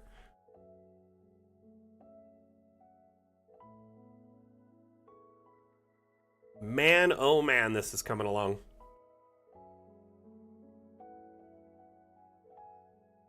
Okay, let's take a look up here at the top.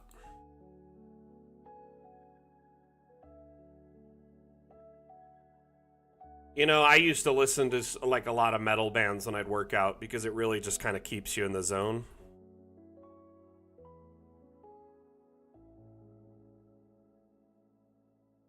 This is great over here.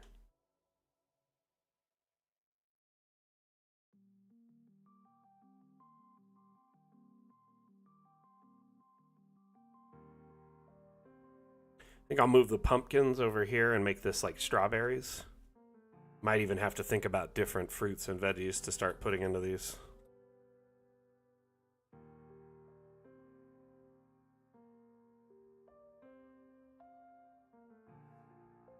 But yeah, I like what we've got here. This little corner feels so much more filled out.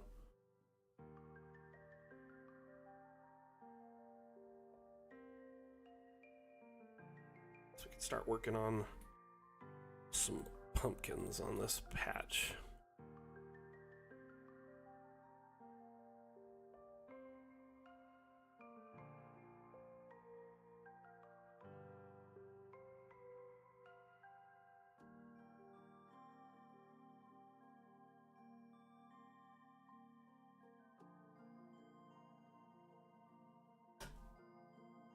Size of this map is 82 by 82, very close. It's quite large. It's and we only work on it about a half hour a week because we spend a lot of time showcasing like teasers and providing support during the streams, so we don't always get to build as much as I'd prefer. But oh man, has it been quite a build. Started over here in this corner and built perpendicular to the grid, which has been a challenge. Got our little entryway, some starter kind of middle of the road graves, big huge kind of roadway with a roundabout, parking, cathedral with a beautiful garden around it and a walkway, several areas to kind of sit and enjoy the peace and the serenity of it. More graves here, more road. And then this area back here will be all graves when it's said and done. Lots of pauper graves, and then like terraced high tier kind of mausoleum graves, fenced off. Right now we're working on the caretaker's cottage because everyone said this place needed a caretaker to take care of it because it's so big, so much going on. I agree. So we started working on the caretaker's cottage a couple streams ago. Large mass grave. Maybe. I don't know. Seems kind of brutal in like a maintained graveyard. Yeah, usually exports won't export with like a weird aspect ratio like that. It's always going to be like, it'll export in whatever, you know, the width by height you have it set to.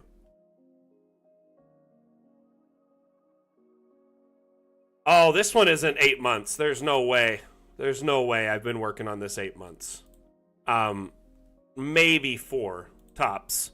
Because I was doing the tower build, you know?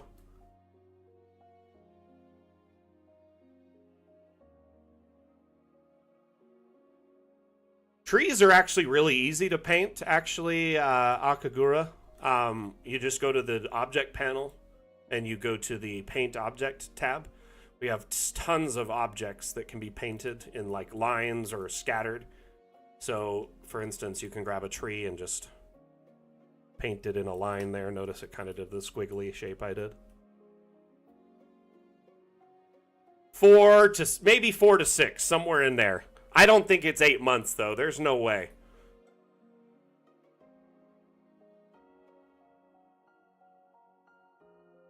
I could be wrong, though.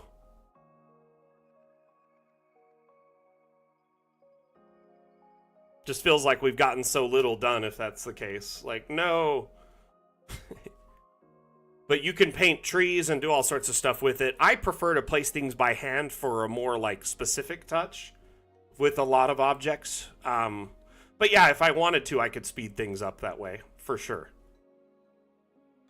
But we need some beans over here. I'll probably put some, like, in that. Resize that a bit. In a minute, what the heck just happened? I placed beans and then DA crashed. Wow. No, we're just gonna hit wait. It's gonna be fine.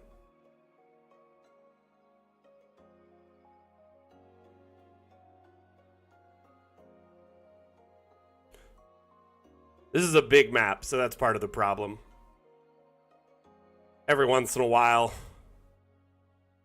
I kind of start hitting the upper limits of what my computer likes.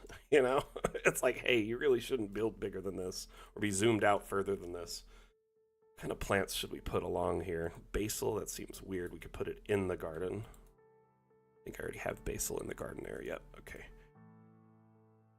Let's look at some of these shrubs.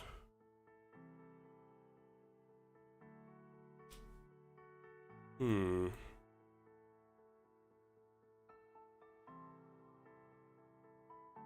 Hmm.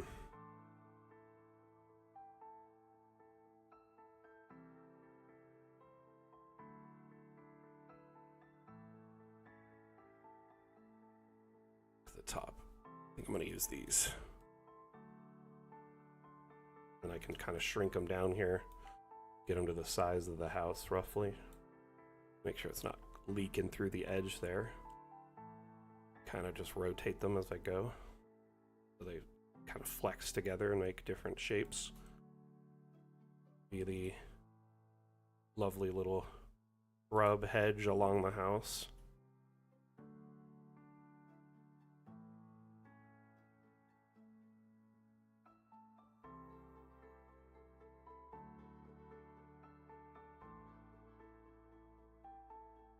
I think part of the reason it's taken me so long too is I only work on it like a half hour a week or so. It's not like I work on it, 10 hours a week or whatever. So a little bit of time each week adds up to a long kind of spread of time. Does that make sense? Many small time make big time. Vacation, SeaWorld, ocean. See, now, Kevin, I'm just confused because I don't know if you mean see the world or see world.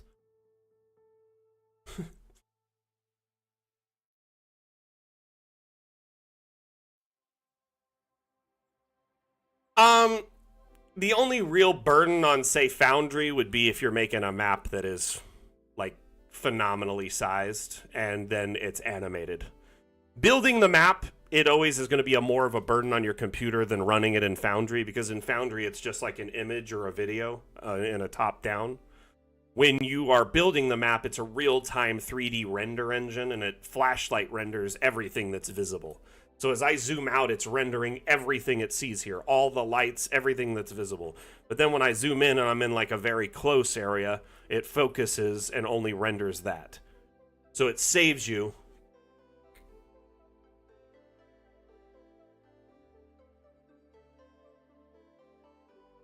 WebM will automatically match the resolution of the map. So let's say your map is wider than it is tall. It will match that resolution. It matches the resolutions indefinitely as it scales. MP4 tends to try to make it feel like if I believe, a 16 by 9 or something, like a widescreen. I'm not 100% certain. I may be mistaken, but...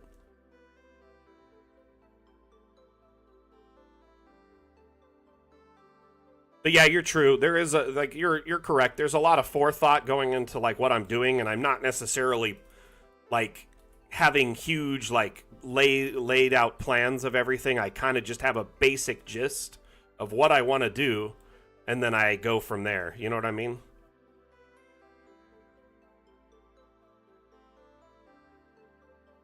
Haven't used much generation or anything like that to save time either. Most of everything I've done has been done by hand.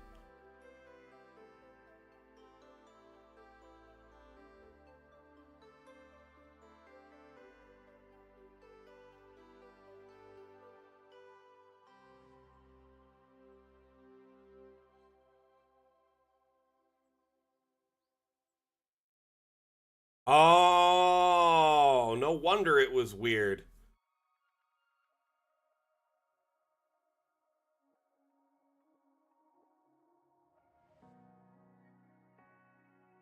I'm going to try and finish up these Annabellas around the house, and then we'll wrap up the stream.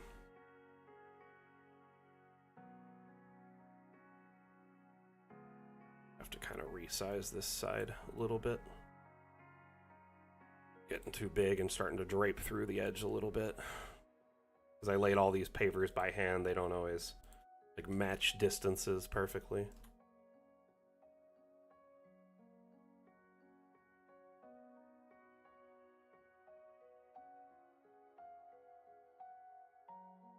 I gotta say though, this property is like coming along. It's looking really nice.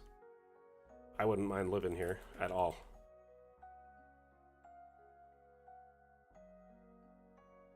Guy's got a mad green thumb.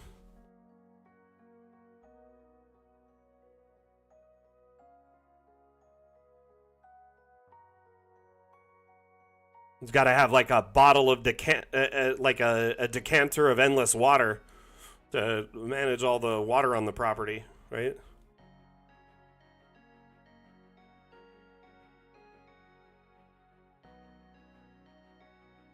What objects or tools could this caretaker use to help him manage the property better?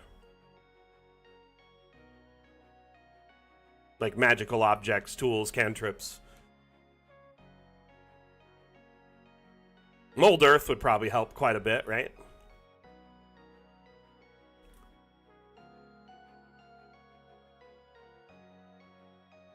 Oh, unseen servant would help quite a bit too.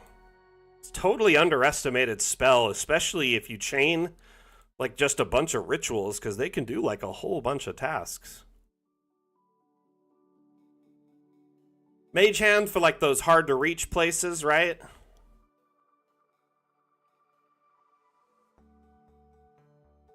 Druid craft would, yeah, getting things to like sprout, right?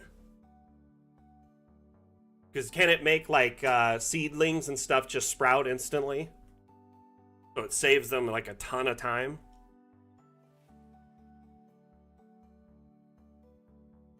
Oh.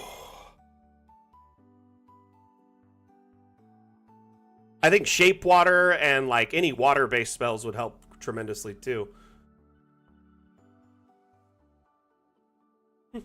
You pull a phantom steed just to have him plow the field.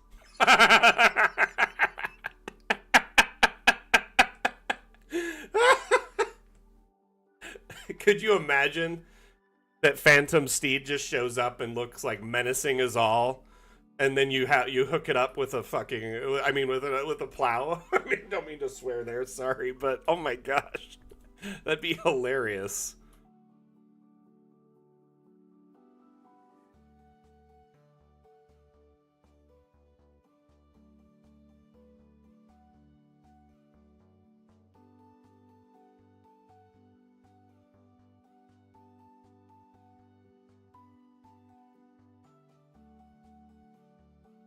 And when I replicated it, like rotates.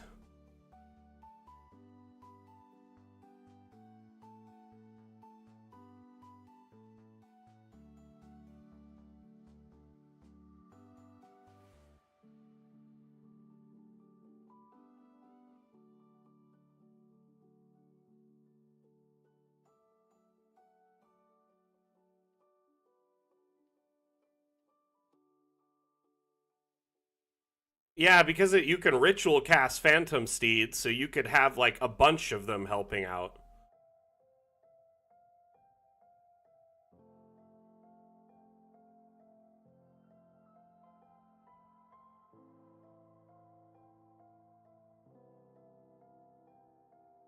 You know, surprisingly, a few things people aren't considering. Some of the artificer add-ons would be really good. Like the homunculus, for instance, doesn't need sleep, and it can go for hours and hours doing mundane tasks. So you could literally have it plant every seed in a field, or dig hundreds of holes one after another. The steel defender also in the artificer class can be used very creatively because it doesn't need sleep. So you could have it do, you know, like menial labor, move things, dig holes, lift, carry.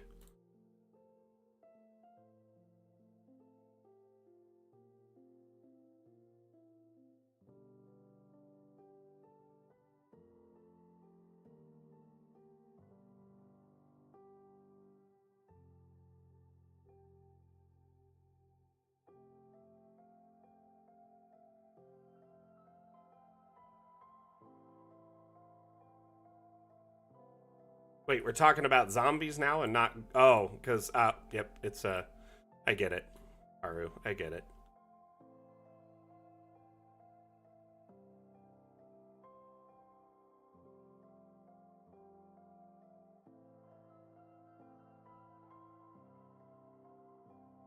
It's shared on the workshop. I don't know who made it. Let's look.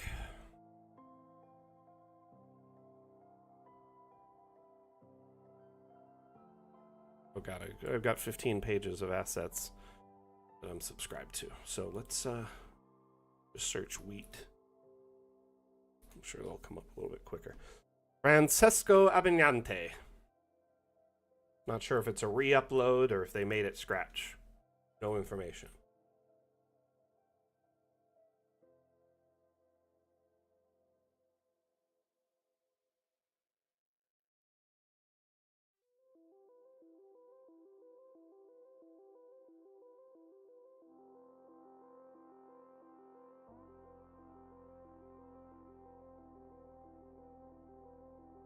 How you doing, cartographer? It's new, my friend.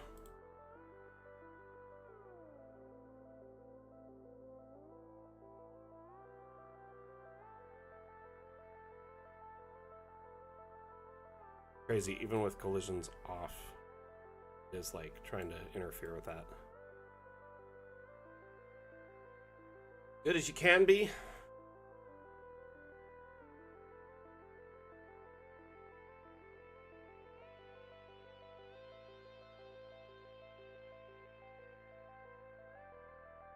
All right, everyone. I'm just looking at the time. It is time to wrap it up. Now it's time for so long. We'll sing one more song. Just kidding. Really appreciate everyone hanging out today. Had a lot of fun with the stream. We got a lot of done on the property, actually. Surprising amount of work.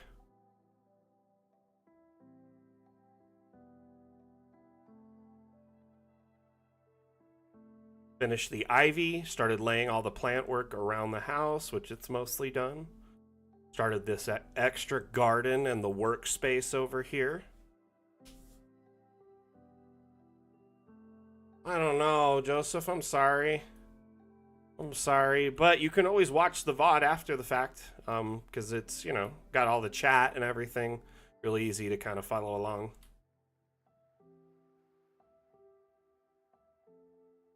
So yeah, we finished all the ivy, put some plant work, put in these new garden plots, worked on this here, provided a ton of support today, so that was pretty epic.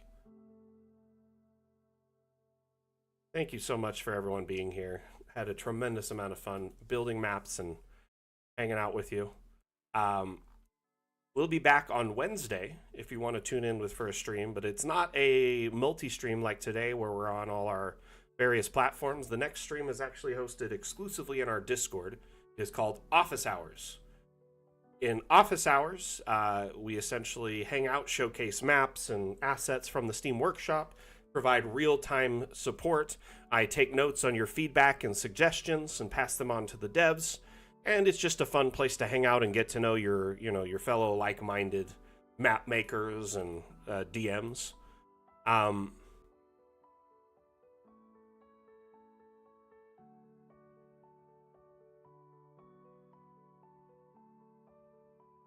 Stream was quite fun today. Sorry you missed it, Joseph. But we'll be back on Wednesday at 10 a.m. Pacific. That's 1 p.m. Eastern and 6 p.m. UTC. That stream will run for about 2 hours or so.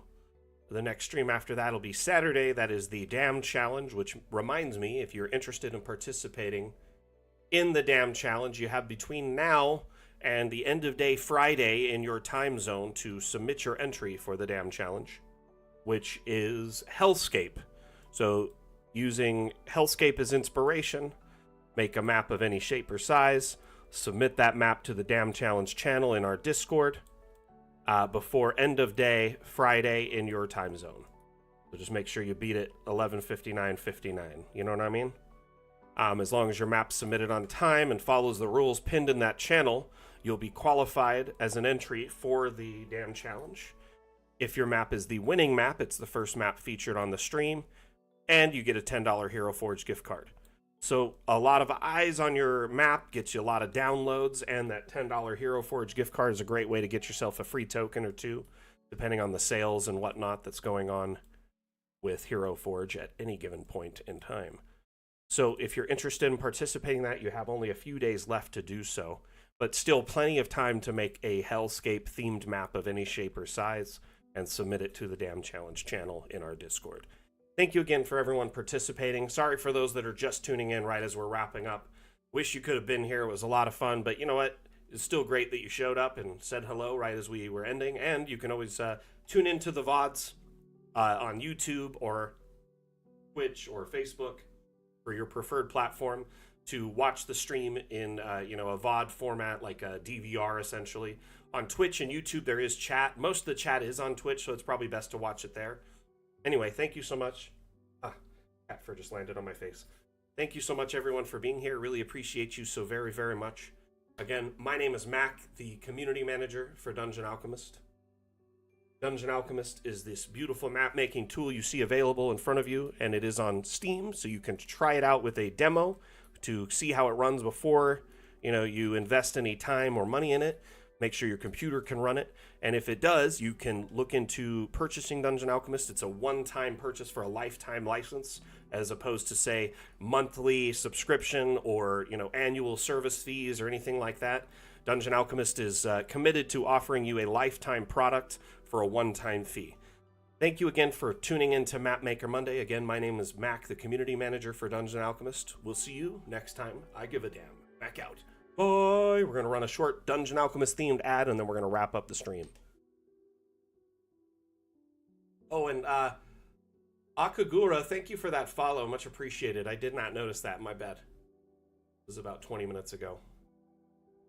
Let's just run the curved ad today. Keep it short. But can it handle curves?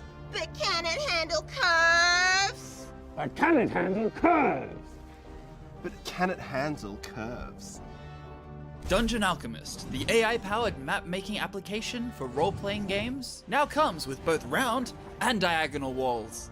Create amazing professional maps for your players in seconds. Get it now on the Steam store.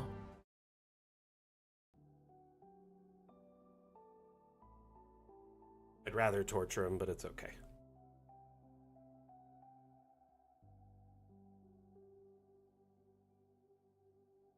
See you later, everyone. Thank you for participating. Great week.